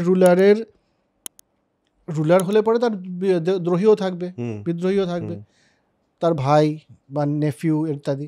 তার মধ্যে এক ভাইকে ব্রিটিশরা ধরে রেখেছিল কাশ্মীরে। আচ্ছা। এবং সে এসে তাকে আফগানিস্তানে জিততে সাহায্য করবেন রঞ্জিত সিং, এই শর্তে তার স্ত্রীকে রঞ্জিত সিং আশ্রয় দিয়েছিলেন যে আমি তোমার স্বামীকে ছাড়াতে সাহায্য করব এবং পরে আফগানিস্তানে হেল্প করব, তার বদলে আমার কি চাই? আমার চাই কোহিনূর। হ্যাঁ, রাইট। তো এই কোহিনূরের ডিলটা ওই সময় রঞ্জিত সিং করেন এবং অবশ্যই তাকে ছাড়িয়ে নিয়ে আসা হয় ওখান থেকে এবং কোহিনূর এর কাছে রঞ্জিত সিংয়ের কাছে আসে। তারপর রঞ্জিত সিং মারাও যান। তারপরে বললাম যে ওই ঝামেলা শুরু হয়। এ সময় থেকে এই গল্পে মানে এই আজকের কাহিনীতে এটুকু ইম্পর্টেন্ট যে তার ছেলে দলীপ সিং এবং জিন্দন বাই যিনি হচ্ছেন তার স্ত্রী, এই দুজনকে আলাদা করে দেয় একসময় ব্রিটিশরা এবং দলীপ সিংকে নিয়ে চলে যায় ব্রিটেনে একদম ছোট বয়সে, এবং জিন্দন বাইকে রেখে দেয় এখানেই। এবং তাদের ছিল, তাদের জাস্টিফিকেশনটা ছিল যে এই অবস্থায় এখানে এই বাচ্চাটির থাকা উচিত হবে না, তাকে আমরা নিজেদের কাছে নিয়ে যাবো। আলটিমেটলি যেখানে বেশ কিছু কথায়, ইনফ্যাক্ট একটা ডকুমেন্টারিও হয়েছিল কোহিনূর বলে, সেখানে কিন্তু বলা হচ্ছে Kohinoor was one of the main reason যেই কারণে এই দুজনকে আলাদা করে দেওয়া হয়। এবং রাইট, এবার দলীপ সিং ছোট বয়স থেকে তার মাকে দেখেনি, সে ব্রিটিশ পরিবারের মানুষ, তাকে খ্রিশ্চান ব্যাপটাইজ করা হয়, সেভাবেই সে মানুষ হয়। অনেক পরে বড় হওয়ার পরে জিন্দন ভাইয়ের সাথে তার যখন দেখা হয় তখন তার মা তাকে পুরো ঘটনাটা বলেন যে তুমি কিন্তু এই সাম্রাজ্যের অংশ, আসলে গল্পটা এরকম, এভাবে ব্রিটিশরা তোমাকে ছলচাতুরি করে আমার থেকে নিয়ে গেছে এবং আমাদের রাজত্বটাও নিয়ে নিয়েছে। তখন দলীপ সিং মোহভঙ্গ হয়, উনি আবার শিখ হন এবং তারপর উনি চেষ্টা করেন যে আবার আমি অমৃতসরে গিয়ে বা লাহোরে গিয়ে আবার ওই শিখ সাম্রাজ্যের কথা বলি বা অ্যাটলিস্ট ব্রিটিশদের বিরুদ্ধে লড়াই করি। তাকে যেতেই দেয়া হয়নি কখনো। আর জিন্দন ভাই আলাদা মারা যান, দলীপ সিং আলাদা করে মারা যান। এই হচ্ছে গল্প। কোহিনূরটা থেকে যায় ওদের ওখানে, যেটা এখনও ওদের ওখানেই রয়েছে আর কি। তো সেই হচ্ছে রঞ্জিত সিংয়ের ঘটনা। এবারেই জিন্দন ভাই সম্বন্ধে এবং রঞ্জিত সিং সম্বন্ধে রমেশচন্দ্র মজুমদার কিন্তু যে খুব উচ্ছ্বসিত প্রশংসা করছেন তা নয়। রঞ্জিত সিং খুব এটুকু বুঝতেন যে আজকের ভারতবর্ষের যে অবস্থা তাতে ব্রিটিশদের বিরুদ্ধে সম্মুখ সমরে গিয়ে কোনো লাভ নেই, জিততে পারবো না, কাজে তাদের সাথে মানে সম্প্রীতি এবং মৈত্রী এটা রাখাই ভালো। তো এইভাবেই ওরা যতদূর পর্যন্ত ব্রিটিশরা চাইছে ওইভাবে ম্যানেজ করতেন। তবে এর সাম্রাজ্যে ইনি রঞ্জিত সিং নিজে এবং তার রানী জিন্দন বাই এরা একটু উচ্ছৃঙ্খল ছিলেন রমেশচন্দ্র মজুমদারের মতে। মানে প্রচণ্ডভাবে আমোদ প্রমোদ, হ্যারেম, দুজনের আলাদা আলাদা করে হ্যারেম ছিল। হ্যাঁ, দুজনেরই আলাদা আলাদা হ্যারেম ছিল, রানীরও। তো এসব কারণও একটা ওদের যে সাম্রাজ্যটা রঞ্জিত সিংয়ের পরে ভেঙে পড়ে তার একটা বড় কারণ এগুলোও আছে। তো আপাতত শিখ সাম্রাজ্য এই সময়টাতে ছিল 1840 পর থেকে এই ব্যাপারটা নষ্ট হয়, তখন অবধি এটা রয়েছে। আওয়াধ 1856-এ আওয়াধকে অ্যানেক্স করে নেওয়া হয় ব্রিটিশদের মধ্যে। তো আওয়াধের আর থাকে না। আওয়াধের রাজার সাথে কিন্তু আওয়াধের নবাবের সাথে দীর্ঘকাল ভালো সম্পর্কই ছিল ব্রিটিশদের। পরে ব্যাপারটাকে ওরা আর ম্যানেজ করতে পারেননি আর কি। ওয়াজিদ আলী শাহর সময় এটা নিয়ে নেওয়া হয়। রাইট, কারণ সেই সময় ওয়াজিদ আলী শাহ কলকাতায় চলে আসেন এবং বাকিটা মানে হ্যাঁ, তখন যখন নিয়ে নেওয়া হয় তখন ওয়াজিদ আলী শাহ চলে আসেন যে হাইকোর্টে আমি মামলা করব যে এটা আমার থেকে ভুলভাবে নেওয়া হয়েছে, এইভাবে অ্যানেক্স করা যায় না। তো মামলা তো যেটা হওয়ার সেটাই হয় আর কি। ব্রিটিশরা তো সেন্স অফ জাস্টিসের নিদর্শন দিয়ে এসছে চিরকালই। সে তো বটেই। আচ্ছা, এবার আমরা ফিরে আসি যেখানে আমরা শেষ করেছিলাম, যে হিন্দুদের তো এই অবস্থা তারা চলছে এবং তারা একটা মতে বিধর্মী শব্দটা খুব পপুলার হয়ে যাচ্ছে, ম্লেচ্ছ বিষয়টা খুব পপুলার হয়ে যাচ্ছে বিশেষ করে বাংলায়, এবং রাজা রামমোহন রায় যা করছেন তার এগেনস্টে বিভিন্ন রকম কথাবার্তা হচ্ছে। মুসলিমরা বা ইসলাম ধর্মের লোকরা কি করছে? তো হ্যাঁ, সেটাই তো, হিন্দুরা ওই ব্রাহ্ম সমাজ তৈরি হচ্ছে, রামকৃষ্ণের একটা আলাদা সেক্ট এবং রামকৃষ্ণ মিশন ইত্যাদি তৈরি হলো তারপরে, আর যদিও এবং ওই সন্ন্যাসী বিদ্রোহের একটা রয়েছে, কিন্তু সমাজ খুব কুঁকড়ে গেছে, যেটা আমরা তোর অনেকটা সেই সময় বইটাতে আমরা সেটার একটা নিদর্শন পাচ্ছি। সমাজটা প্রচণ্ডভাবে মানে কুঁকড়ে গেছে নিজেদের মধ্যে, খুবই কুসংস্কার এই সমস্ত মধ্যে রয়েছে। মুসলিমদের মধ্যে 18th সেঞ্চুরির শেষের দিকেই, অ্যাকচুয়ালি 18th সেঞ্চুরির শেষের দিকে, 19th সেঞ্চুরির দিকে আরবে এক ভদ্রলোক ছিলেন আব্দুল ওয়াহাব বলে। আরবের থেকে চলে গেলাম কেন, ভারতবর্ষ থেকে, খুব ইম্পর্টেন্ট। আব্দুল ওয়াহাবের একটা খুব আমি বলবো যে খুব গোড়া এবং উগ্র ইসলামিক টিচিং ছিল। ওয়াহাবের থেকে শুরু হয়েছে ওয়াহাবি আন্দোলন, ওয়াহাবি মুভমেন্ট, যেটা কিন্তু যে একটা উগ্র সাম্প্রদায়িকতার যে ইসলামিক রূপটা দেখা যায়, সেটা কিন্তু ওয়াহাবি আন্দোলনের থেকে এসছে। সারা পৃথিবীতে যে উগ্র সাম্প্রদায়িকতা দেখা যায় মুসলিমদের ক্ষেত্রে, সেটা ওয়াহাবি আন্দোলনের থেকে এসছে, এই আব্দুল ওয়াহাবের সময় থেকে। কারণ উনি মানে বলতেন যে কোনো রকম পরে প্রফেটের পরে যা যা জুড়েছে সব ভুল, একদম খুব স্ট্রিক্ট একটা নিয়মে থাকো, এবং যে সমস্ত জায়গা রয়েছে অন্য ধর্মের লোকের হাতে শাসনে, সেগুলোর থেকে নিয়ে নিতে হবে। হ্যাঁ, কিছু তার ছিল, তার কিছু স্পেসিফিক টার্মসও ছিল যে এইগুলো খুব ইম্পর্টেন্ট, এগুলো মানতে হবে, এবং সেগুলো খুবই স্ট্রিক্ট, এর বাইরে দেওয়া যাবে না। হ্যাঁ, তো এবার এই আব্দুল ওয়াহাবের এক মক্কাতেই ওনার বেসিক্যালি উনি টিচিং দিতেন। তো সেখানে ওদের ভারতবর্ষের দিল্লির এক সন্ত ছিলেন শাহ ওয়ালিউল্লাহ ওয়াহাবের থেকে খুব ইন্সপায়ার্ড ছিলেন, কিন্তু তিনি আবার নিজের মতো করে একটু চেঞ্জ করেছিলেন ওটাকে, যে না, ভারতবর্ষে পুরোপুরি ওর জিনিসটা নয়, ভারতবর্ষে তো সুফিরাও রয়েছে, ভারতবর্ষে শিয়ারাও রয়েছে, এই সমস্ত, এবং ভারতবর্ষে নিজস্ব একটা সুফি বললেই তার সাথে অন্য হিন্দু ধর্ম এবং অন্যান্য ধর্মের একটা যোগসূত্র স্থাপনা হয়ে যায়। তো উনি আরেকটু ইনক্লুসিভ রেখে কিন্তু বলতেন যে না, ট্রু ইসলামের পথ থেকে যেখানে ভ্রষ্ট হয়ে যাচ্ছ, সেই জায়গাটা ভুল, সেই জায়গা থেকে ফিরে এসো। তো এটা ছিল তার ইয়ে। এবার এটার থেকে দুটো লাইন তৈরি হয়। একটা হচ্ছে যে মুসলিম সমাজের মধ্যে যেই করাপশনগুলো এসেছে, করাপশন বলতে বলছি ধর্মীয় করাপশন, যেগুলো পরে ধরো কনভার্ট হয়েছে, সে আগের ধর্মের, হিন্দু ধর্মের কিছু প্র্যাকটিস নিয়ে কনভার্ট হয়েছে, সেগুলো চলছে, সেগুলোর থেকে মুক্ত হতে হবে, এটা একটা ধরন। দ্বিতীয় হচ্ছে এখান থেকে উঠে এলো মূলত ওয়ালিউল্লাহর সময় নয়, তার ছেলের সময় থেকে, আব্দুল আজিজ, তার সময় থেকে, যে না, ভারতবর্ষ একসময় তো মুসলিম শাসন ছিল, এখন ব্রিটিশরা শাসন করছে যারা বিধর্মী, এরার থেকে ওভারথ্রো করতে হবে এদেরকে, এবং ইসলামী শাসন পুনঃস্থাপিত করতে হবে। ও আচ্ছা, হ্যাঁ, ঠিক। তো এটা হচ্ছে ওয়াহাবি আন্দোলন। এই ওয়াহাবি আন্দোলনের আরেকটা ফর্ম বাংলায় দেখা গেল, যেটা হচ্ছে শরিয়তুল্লাহ থেকে। শরিয়তুল্লাহ ছিলেন ফরিদপুরের, যিনি একটা কাল্ট তৈরি করলেন যাদেরকে ফরাজি বলা হতো। এই 1820 থেকে 1840 এই সময়টাতে ফরাজিরা ওই একই কথা তিনি প্রথম ডিক্লেয়ার করলেন যে না, ভারতবর্ষ এখন দারুল হারব হয়ে গেছে। ইসলামের ক্ষেত্রে যারা জানেন তারা জানেন যে দুটোভাবে ভাগ করা হয় উগ্র ইয়েতে, যে কিছু দেশ আছে যেগুলো হচ্ছে দারুল ইসলাম, মানে ইসলামের শাসিত অঞ্চল, এবং বাকিটা হচ্ছে এনিমি টেরিটরি, দারুল হারব। তো বললেন এখন ইন্ডিয়া হচ্ছে দারুল হারব হয়ে গেছে, কাজেই এটাকে আবার দারুল ইসলাম বানাতে হবে। এটা হচ্ছে আব্দুল আজিজের ইয়ে, এবং সেটাকে ফলো করলেন সৈয়দ আহমেদ বলে একজন রায়বরেলির, সেখানে আমি আসবো।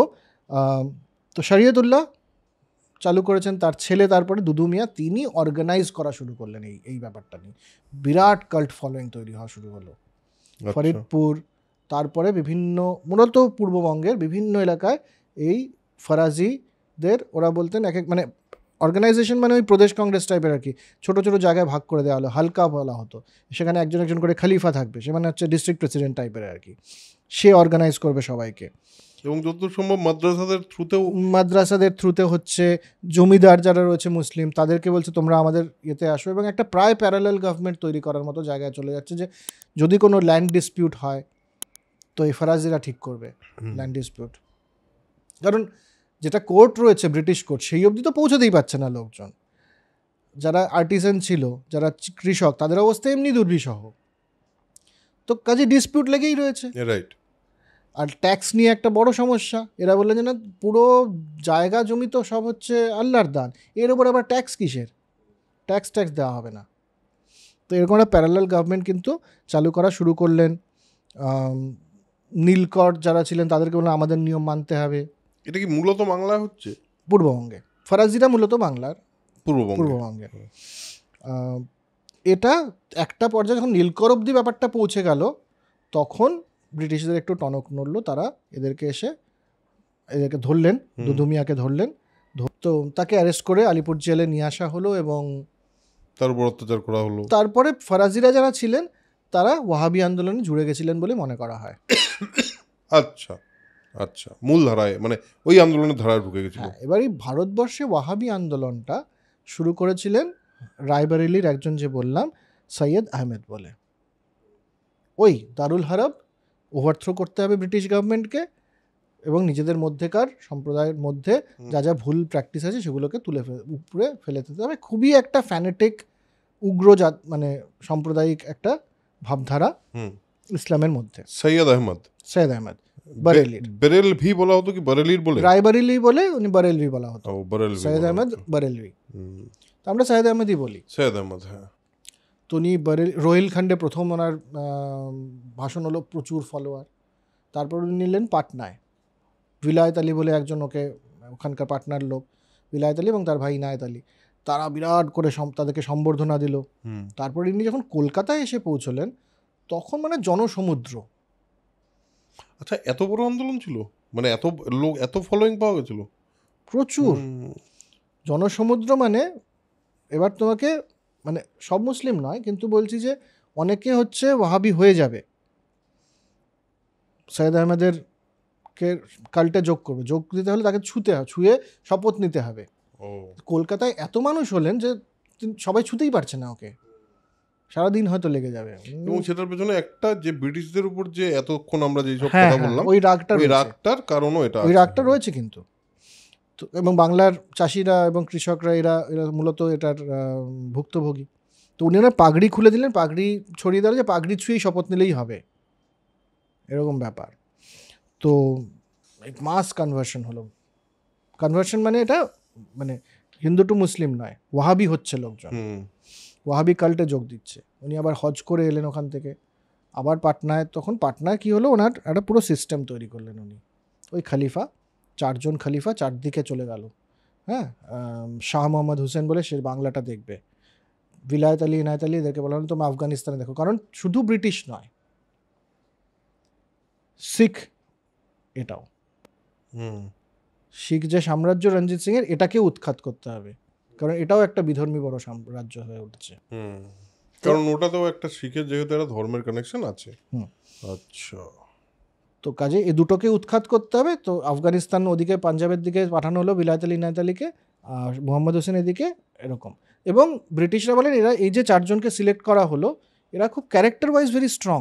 তাদেরকে কেউ এটা বলতে পারবে না যে তাদের ক্যারেক্টার স্ট্রং নয় বা তারা খুব বায়াস নয়, এরকম নয় ব্যাপারটা, তাদের বিশ্বাসটা ওরকম আর কি। তো এবার উনি ঘুরছেন এবং বলছেন যে এবার জিহাদ উনি ডিক্লেয়ার করলেন, যে শিখদের এগেনস্টে এবং ব্রিটিশদের এগেনস্টে ভারতবর্ষের মুসলিমদের জিহাদ করতে হবে, কারণ এটা দারুল হারব হয়ে গেছে। তো হয় তুমি লড়াই করো, নইলে তুমি পাকিস্তান চলে যাও, মানে তুমি কোনো মুসলিম কান্ট্রিতে চলে যাও, ঠিক আছে। আর যদি তোমার মধ্যে কোনো জ্ঞান থাকে তাহলে তুমি এটা করো। এটা মানে সবাই হয়ে গেছিলেন সেটা নয়, কিন্তু এটা একটা বড় আন্দোলন, ওয়াহাবি আন্দোলন ছিল। তো এবং তারা মিলিটারিতে ট্রেন করছেন এদেরকে। হ্যাঁ, পেশোয়ার জিতে নিলেন এক সময়। এরা জিতে নিলেন পেশোয়ার? রঞ্জিত সিংয়ের পরেই যখন রাজত্বের একটু টালমাটাল অবস্থা, পেশওয়ারা জিতে নিলেন। হায়দ্রাবাদের নিজামের কাছে পৌঁছলেন, হায়দ্রাবাদের নিজামের এক ভাইকে এনারা কনভার্ট করলেন ওয়াহাবিতে। তো হায়দ্রাবাদে যে পরে আমরা দেখবো যে রাজাকার আন্দোলন ইত্যাদি, তার একটা সূত্র হচ্ছে ওয়াহাবি আন্দোলন। আফগানিস্তানে চলে গেছিলেন, ওখানে ওটাকে স্ট্রং হোল্ড স্থাপন করলেন ওখানকার ট্রাইবদেরকে ওয়াহাবি বানানোর জন্যে। আফগানিস্তানে পরবর্তীকালে যে আমরা তালিবান দেখব, এবং ওই অঞ্চলে নর্থ ওয়েস্টার্ন ইন্ডিয়ার নর্থ ওয়েস্টার্ন ফ্রন্টের যে একটা টেরোরিজমের ফরম্যাট দেখব, তার সূত্র হচ্ছে ওয়াহাবি আন্দোলন। এবং তার একটা বড় প্রেজেন্স ছিল বাংলাতেও, কারণ বাংলায় ডিসগ্রান্টেড লোকজন, এবং ভারতবর্ষের রাজধানী তো বাংলা তখন, ঠিক আছে। এবং কাশ্মীর। এই সৈয়দ আহমেদ মারা গেলেন শিখদের সাথে যুদ্ধে। মারা গেলেন কোথায়? বালাকোটে। বালাকোটে মারা গেলেন, আচ্ছা। বালাকোট জায়গাটা এই জন্যে ওয়াহাবি এবং তার দ্বারা অনুপ্রাণিত যারা সেই অর্থে সন্ত্রাসবাদী, তাদের কাছে খুব ইম্পর্ট্যান্ট জায়গা। কাজেই কেন কেউ ওখানে ক্যাম্প বানায় বা কেন কেউ ওখানেই অ্যাটাক করে, সেটার মধ্যে কিন্তু আসলে কি হচ্ছিল তার থেকেও বড় অন্তর্নিহিত মেসেজটা কি সেটা বোঝা দরকার আছে। ওয়াই বালাকোট ইজ ইম্পর্ট্যান্ট, কারণ সৈয়দ আহমেদ মারা গেছিলেন বালাকোটের যুদ্ধে। আচ্ছা। এবার মানে কোথায় কোথায় কিভাবে ইতিহাস থেকে অনুপ্রাণিত হয় সেটা আমরা সবসময় বোধহয় বুঝতে পারি না, বাট অনুপ্রাণিত যে হয় এটা তো শিওর একেবারেই। এবার এই সৈয়দ আহমেদের সাথে মক্কায় গিয়ে দেখা হয়েছিল, মক্কায় গেলেন পাটনা থেকে, ওখানে গিয়ে দেখা হয়েছিল আরেক বাঙালির, তার নাম হচ্ছে মীর নাসের আলী, যাকে আমরা চিনি তিতুমির হিসেবে। তিতুমির, বাঁশের কেল্লা। হ্যাঁ, তো তিতুমির ওখান থেকে ফিরে এসে উনি ওয়াহাবি আন্দোলনে প্রচণ্ডভাবে অনুপ্রাণিত হয়ে যান এবং নিজের গ্রুপ বানানো শুরু করেন এই বারাসাতে। বারাসাতেই তো। এবং উনি বিভিন্ন জায়গায়, বারাসাত, রাজশাহী, মালদা এবং বিভিন্ন জায়গায় ওনার লোকজন ছড়িয়ে পড়ে, কিন্তু ওনার মূলত জায়গাটা ছিল বারাসাত এবং এই অ্যারাউন্ড যশোর, বারাসাত, এই এলাকাটাই ওনার মূলত অপারেটিং এরিয়া ছিল। এবার উনি ওই একই ইয়েতে, এবং সেখানেও একটা ওনার সাথে ঝামেলাটা তৈরি হয় মূলত এক হিন্দু জমিদারের, কৃষ্ণ রায়।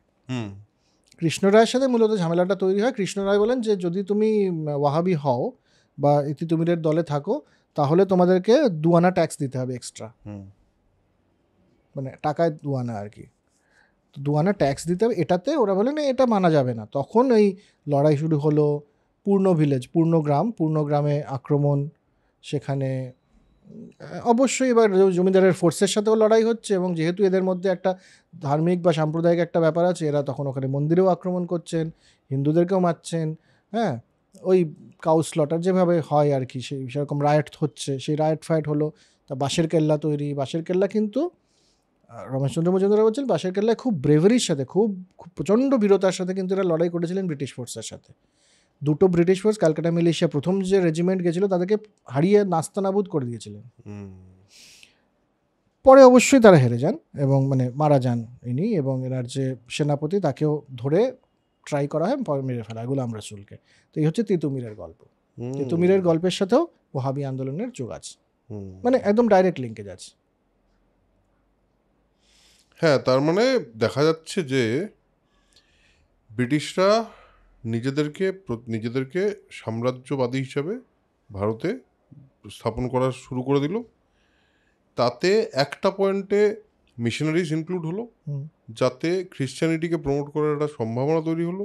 তাতে ভারতীয় অন্যান্য ধর্মের মানুষরা, হিন্দু এবং মুসলিম দুজনের ক্ষেত্রেই দুরকম রিয়াকশান দেখতে পাওয়া গেল, যেটার মধ্যে হিন্দুদের মধ্যেও তাদের একটা ধর্মের জায়গা থেকে একটা বিরোধ দেখা গেল, মুসলমানদের মধ্যে সেটা আরও অ্যাগ্রেশনের সঙ্গে দেখা গেল।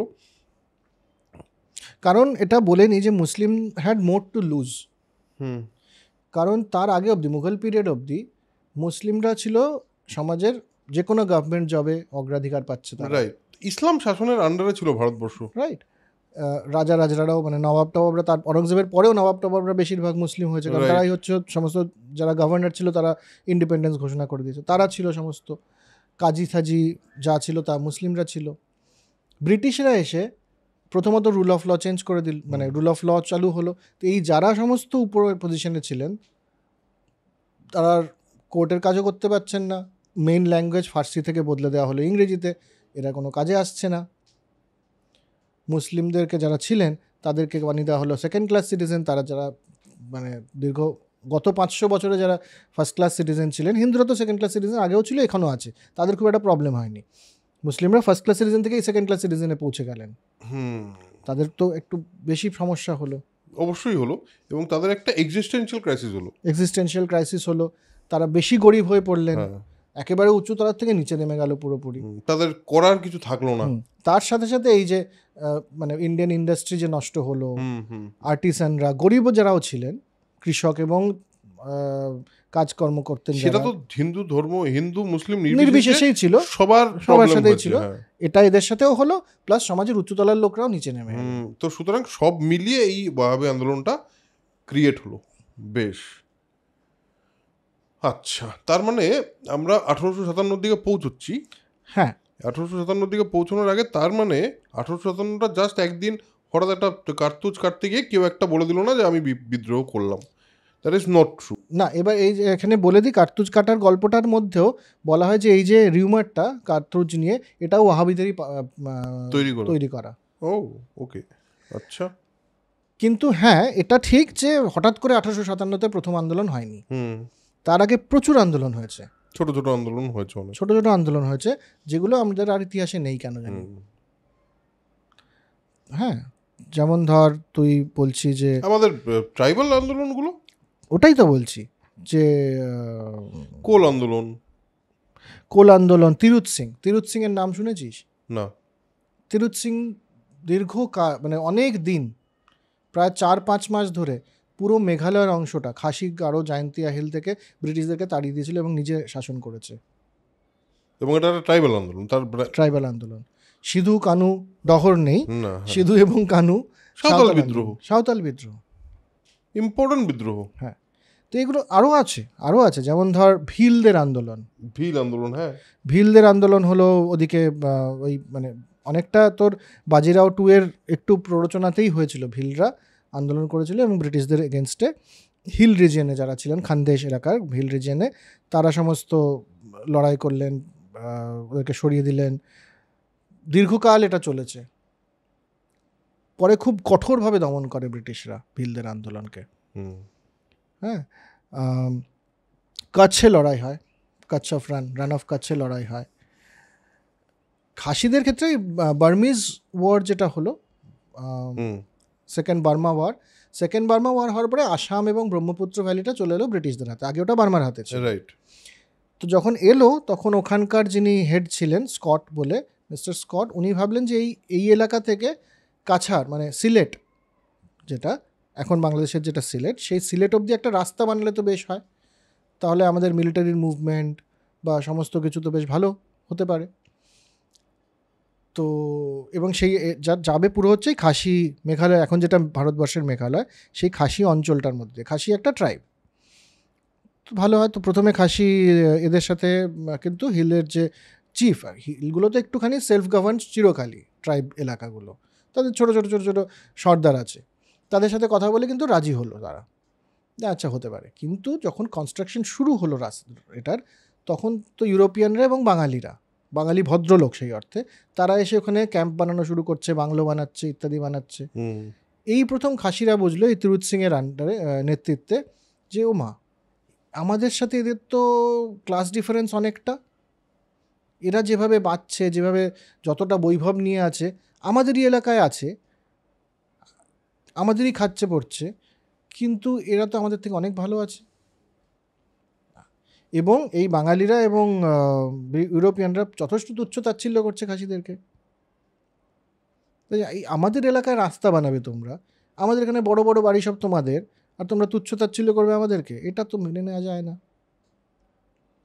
হ্যাঁ, তো এই তিরুৎ সিংয়ের আন্ডারে সমস্ত খাসিরা একত্র হলো, গারো আরেকটি ট্রাইব, তারা একত্র হয়ে গেল, সিংফো আরেকটা ট্রাইব, তারা একত্র হয়ে গেল। এরা একত্রিত হয়ে ম্যাসাকার্ড অন দ্য ক্যাম্প, ব্রিটিশদের যে ক্যাম্প এবং বাঙালিদের যে ক্যাম্পটা কনস্ট্রাকশনে, সেটাতে ম্যাসাকার্ড, বাড়ি ফাড়ি পুড়িয়ে দেওয়া হলো, মেরে ফেলা হলো অনেককে। ওখানকার যে ইউরোপিয়ান লেফটেন্যান্ট ছিলেন তাকেও মেরে ফেলা হলো।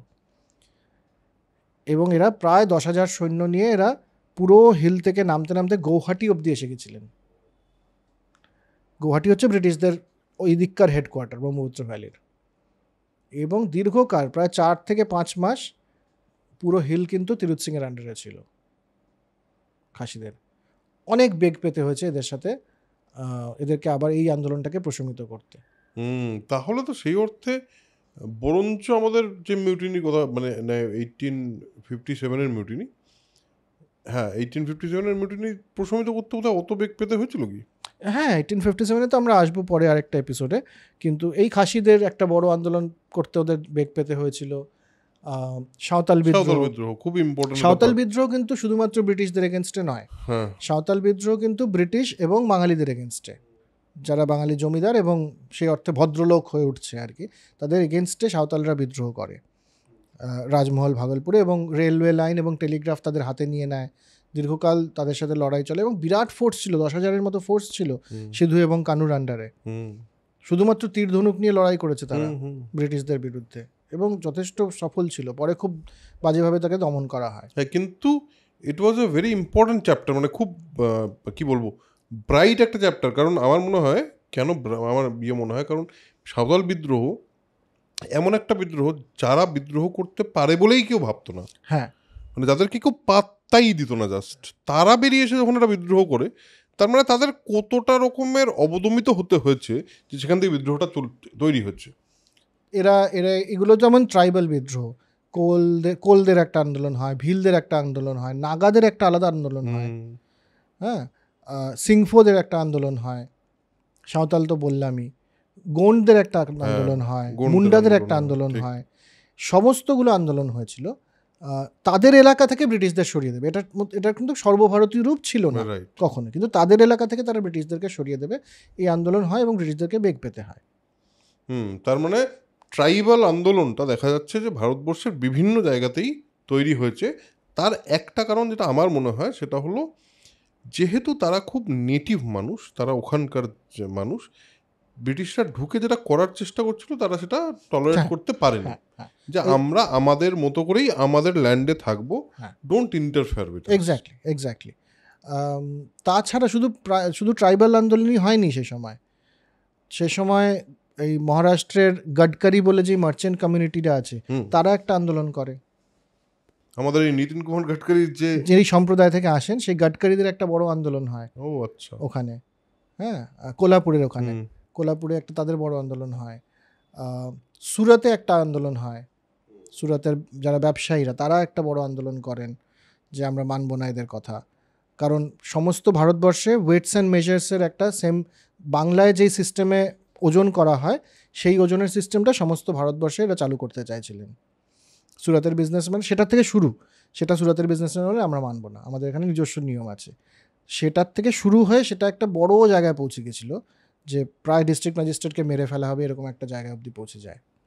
তো ভারতবর্ষে 1857 প্রথম হয়নি, ধীরে ধীরে কিন্তু সমস্ত জায়গার থেকে, একদিকে যেমন রাজারা, মানে বিক্ষুব্ধ রাজারা যাদের সাম্রাজ্য চলে গেছে তারা একভাবে পলিটিক্যালি তৈরি হচ্ছেন, যারা ব্রিটিশ শিক্ষায় শিক্ষিত তারা দেখছেন আমাদের কোনো পলিটিক্যাল সে নেই, কোনো এবং এক বেঞ্চে বসতে দিচ্ছে না, তারা ডিসগ্রান্টেল, তারা আলাদা আলাদা করে পলিটিক্যাল অর্গানাইজেশন বানানোর চেষ্টা করছেন। যারা কৃষক এবং আর্টিসান, যাদের ব্যবসা এবং কাজকর্ম নেই, তারা বিভিন্নভাবে কখনো কোনো ধর্মীয় সংগঠনের মাধ্যমে অথবা অন্য কোনোভাবে তাদের মধ্যে একটা অসন্তোষ, ট্রাইবসদের মধ্যে একটা অসন্তোষ, এই সমস্ত দিক থেকে কিন্তু অসন্তোষ বাড়ছিলই 1857 এবং বিভিন্নভাবে সেটার বহিঃপ্রকাশও ঘটছিল। শেষ যেটার থেকে আমরা আজকেরটা শেষ করতে পারি সেটা হচ্ছে সৈন্য। তো এই যে পলাশির পরের থেকেই সৈন্য তো বাড়ানো আরম্ভ হয়েছিল ইংরেজদের আন্ডারে। এই সৈন্যদের মধ্যে দুরকম রেজিমেন্ট ছিল ব্রিটিশ ফোর্সের। একটা হচ্ছে টোটাল ইউরোপিয়ান রেজিমেন্ট, যেখানে অফিসার এবং সৈন্য সামন্ত সবাই ব্রিটিশ। আরেকটা হচ্ছে যেখানে অফিসাররা সমস্ত ব্রিটিশ আর বাকিরা সেপাই, এদেরকে সেপাই বলা হতো বা সেপয়। আচ্ছা, ব্রিটিশ রেজিমেন্টের যারা সোলজার তাদের কিন্তু সেপাই বলা হতো না, সেপাই মানে ভারতীয় সৈন্য। আচ্ছা, ঠিক আছে, ম্যাড্রাস একটা রেজিমেন্ট, বেঙ্গল আর্মি একটা রেজিমেন্ট, এগুলো মূলত বম্বেদেরও একটা নিজস্ব ছিল। এবার এই যে বেঙ্গল আর্মি কথাটা একটু মিসনমার, কারণ বাংলার আর্মির মধ্যে বাঙালি ছিল খুবই কম, এখনও যেমন আর্মিতে বাঙালি খুব কম থাকে, ইন্ডিয়ান আর্মিতে বলছি, তখনও কিন্তু এটা মূলত তৈরি হয়েছিল আপার কাস্ট হিন্দু, ব্রাহ্মণ এবং ক্ষত্রিয়, রাজপুত, বাকি কিছু কিছু অন্যান্য জাতের লোক দিয়ে। ডমিনেন্ট ওয়াজ আপার কাস্ট হিন্দুস বা ব্রাহ্মণও, যারা হচ্ছে নর্থ ইন্ডিয়ার থেকে এসে, মূলত আওয়াধ এই এলাকার লোকজন। আর তো এদের নিয়ে তৈরি, এদেরকে যেই স্যালারিটা দেয়া হতো সেই স্যালারিটা ছিল খুবই কম, ব্রিটিশ সোলজার থেকে অনেক কম। এটা নিয়ে একটা অসন্তোষ দীর্ঘকাল ছিল, দীর্ঘকাল, মানে 6 টাকা 7 টাকা পেতো এরা মাসে, যেটা দিয়ে তাদের চলতো না, কারণ তাদের ইউনিফর্ম নিজেদের কিনতে হতো। আচ্ছা, ঠিক আছে। এবার 1857 প্রথম মিউটিনি নয়, একেবারেই প্রথম মিউটিনি নয়। আচ্ছা, প্রথম যেটা বিদ্রোহ হয় সেপাইদের মধ্যে সেটা হয় ম্যাড্রাস রেজিমেন্টে। আচ্ছা, হ্যাঁ, রাইট, এটা শুনেছি। ম্যাড্রাস রেজিমেন্টে কি হয়, মাদ্রাসের যারা তামিল তারা মাথার মধ্যে টিকা লাগায় সাদা, এরা ব্যান করে, বলে যে না, মাথায় টিকা লাগানো যাবে না সৈন্যদের ক্ষেত্রে। সেটা নিয়ে অসন্তোষটা শুরু হয়ে সৈন্যরা কিন্তু বিদ্রোহ করে, পরে মেনে নিতে হয়, অত্যাচার হয়। দ্বিতীয়টা হয়েছিল আমাদের ব্যারাকপুরে 1824-এ। ব্যারাকপুরেই 1824-এ? ব্যারাকপুরে 1824-এ হয়, যেখানে তখন বার্মাওয়ার হবে, তো সৈন্যদেরকে যেতে হবে বার্মাওয়ারে। তো সৈন্যরা বললেন যে আমাদের অনেক জিনিসপত্র নিয়ে যেতে হবে। তো নিয়ম ছিল যে এই যাবার সময় যে জিনিসপত্রগুলো নেওয়া হবে সেগুলোর টাকা কে দেবে, এগুলো তো একটা লজিস্টিক্যাল কস্ট, এবার সেপাইদেরই দিতে হবে। তাহলে আমাদের বার্তা মানে অ্যালাউয়েন্স বাড়াও, যুদ্ধের একটা অ্যালাউয়েন্স হতো, সেই অ্যালাউয়েন্স ডাবল করো, তা না হলে পরে আমরা যাব না। এরা বাড়ায় না, হ্যাঁ, তখন এরা বিদ্রোহ করে ব্যারাকপুরে। আচ্ছা, 1824-এ প্রায় 500 মতন সেপাই বিদ্রোহ করে, এবং সেটাকে নির্মমভাবে দমন করা হয়, মানে গুলি, একদম ডাইরেক্ট গুলি চালানো হয় প্যারেড গ্রাউন্ডে, কামান গুলি চালিয়ে এদেরকে মেরে ফেলা হয়। একজন ব্রাহ্মণই ছিলেন, তাকে ফাঁসিতে ঝুলিয়ে দেওয়া হয় বট গাছ থেকে, যাতে সবাই দেখতে পারে। আরেকটা ব্যাপার ছিল যে আমরা ওই তোর কালাপানি পেরিয়ে বার্মা যেতে হবে জাহাজে করে, তো জাহাজে আমরা যাব না, কারণ আপার কাস্ট ব্রাহ্মণ, এদের জাত যাবে। এই দুটো কজে এদের শুরু করেছিল এরা। তো এই যে ভদ্রলোক যাকে টাঙানো হয়েছে, যার নামটা রমেশচন্দ্র মজুমদার দেননি, যাকে ফাঁসিতে ঝোলানো হয়েছিল, তাকে কিন্তু তারপর থেকে সেপাইরা সিক্রেটলি, মানে অফিসিয়ালি ছিল এর কোনো মেনশনই করা চলবে না, কিন্তু সিক্রেটলি তার ইউনিফর্ম পুজো করা চলছে, হ্যাঁ, তার ইউনিফর্ম পুজো করা চলছে, তার নামে শপথ নেওয়া চলছে। এটা 1824-এর পর থেকে ওই রেজিমেন্টে চলছিল একটা ট্র্যাডিশন। আচ্ছা, আচ্ছা, তার মানে একটা ইগনিশন বোধহয় সেই সময় থেকে শুরু হয়েছিল, যেটা গিয়ে পরে এখানে আসে, না হলে তো দুম করে এটা হয় না। তো মূলত আমাদের আর ওই যে একসাথে রান্না হবে সবার, এটাতে প্রবলেম হয়েছিল একটু ধর্মান্ধতার জন্য, মানে কাস্ট নষ্ট করে দেবে, রাইট। ওটা তো এমনিতেও সমাজের মধ্যে চলছিল, এদের মধ্যেও এসে গেল।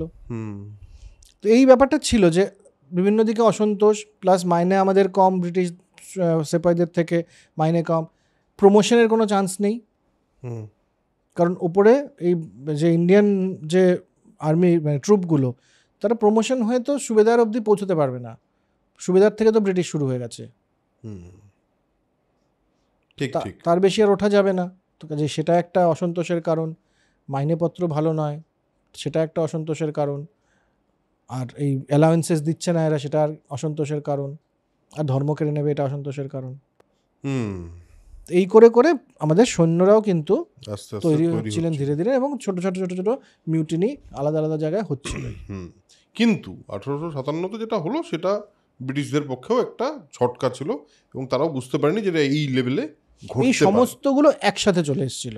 রাইট। তো সেইটা আমরা এর পরের এপিসোডে এটা নিয়ে কথা বলবোই, এবং তারপরেও আরও কিছু যদি থাকে তাহলে সেটা নিয়েও কথা বলবো। তার পরবর্তীতে ধাপ আমরা বোধহয় অলরেডি বিভিন্ন সময় কথা বলে নিয়েছি।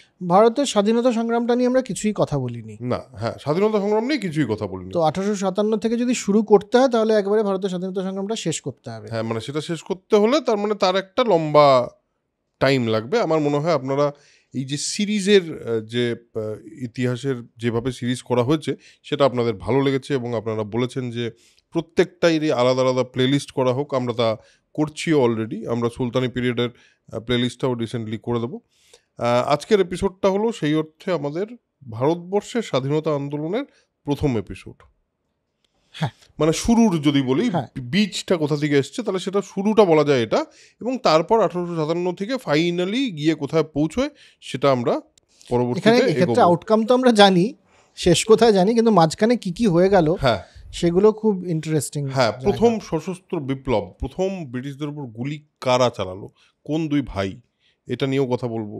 কোন কোন নেতারা উঠে আসলেন, কোন কোন কিভাবে উঠে আসলেন, কোন কারণে উঠে আসলেন, এই যে তুই যে যে জায়গাগুলো বললি যেই অসন্তোষগুলো তৈরি হয়েছে, তারপর আর কি কি অসন্তোষ যুক্ত হওয়া শুরু হলো এবং তারপর ফাইনালি ব্যাপারটা ওই জায়গায় গিয়ে পৌঁছলো, এই পুরোটা নিয়ে আমরা কথা বলবো। আজকের এপিসোড কেমন লেগেছে সেটা অবশ্যই জানাবেন।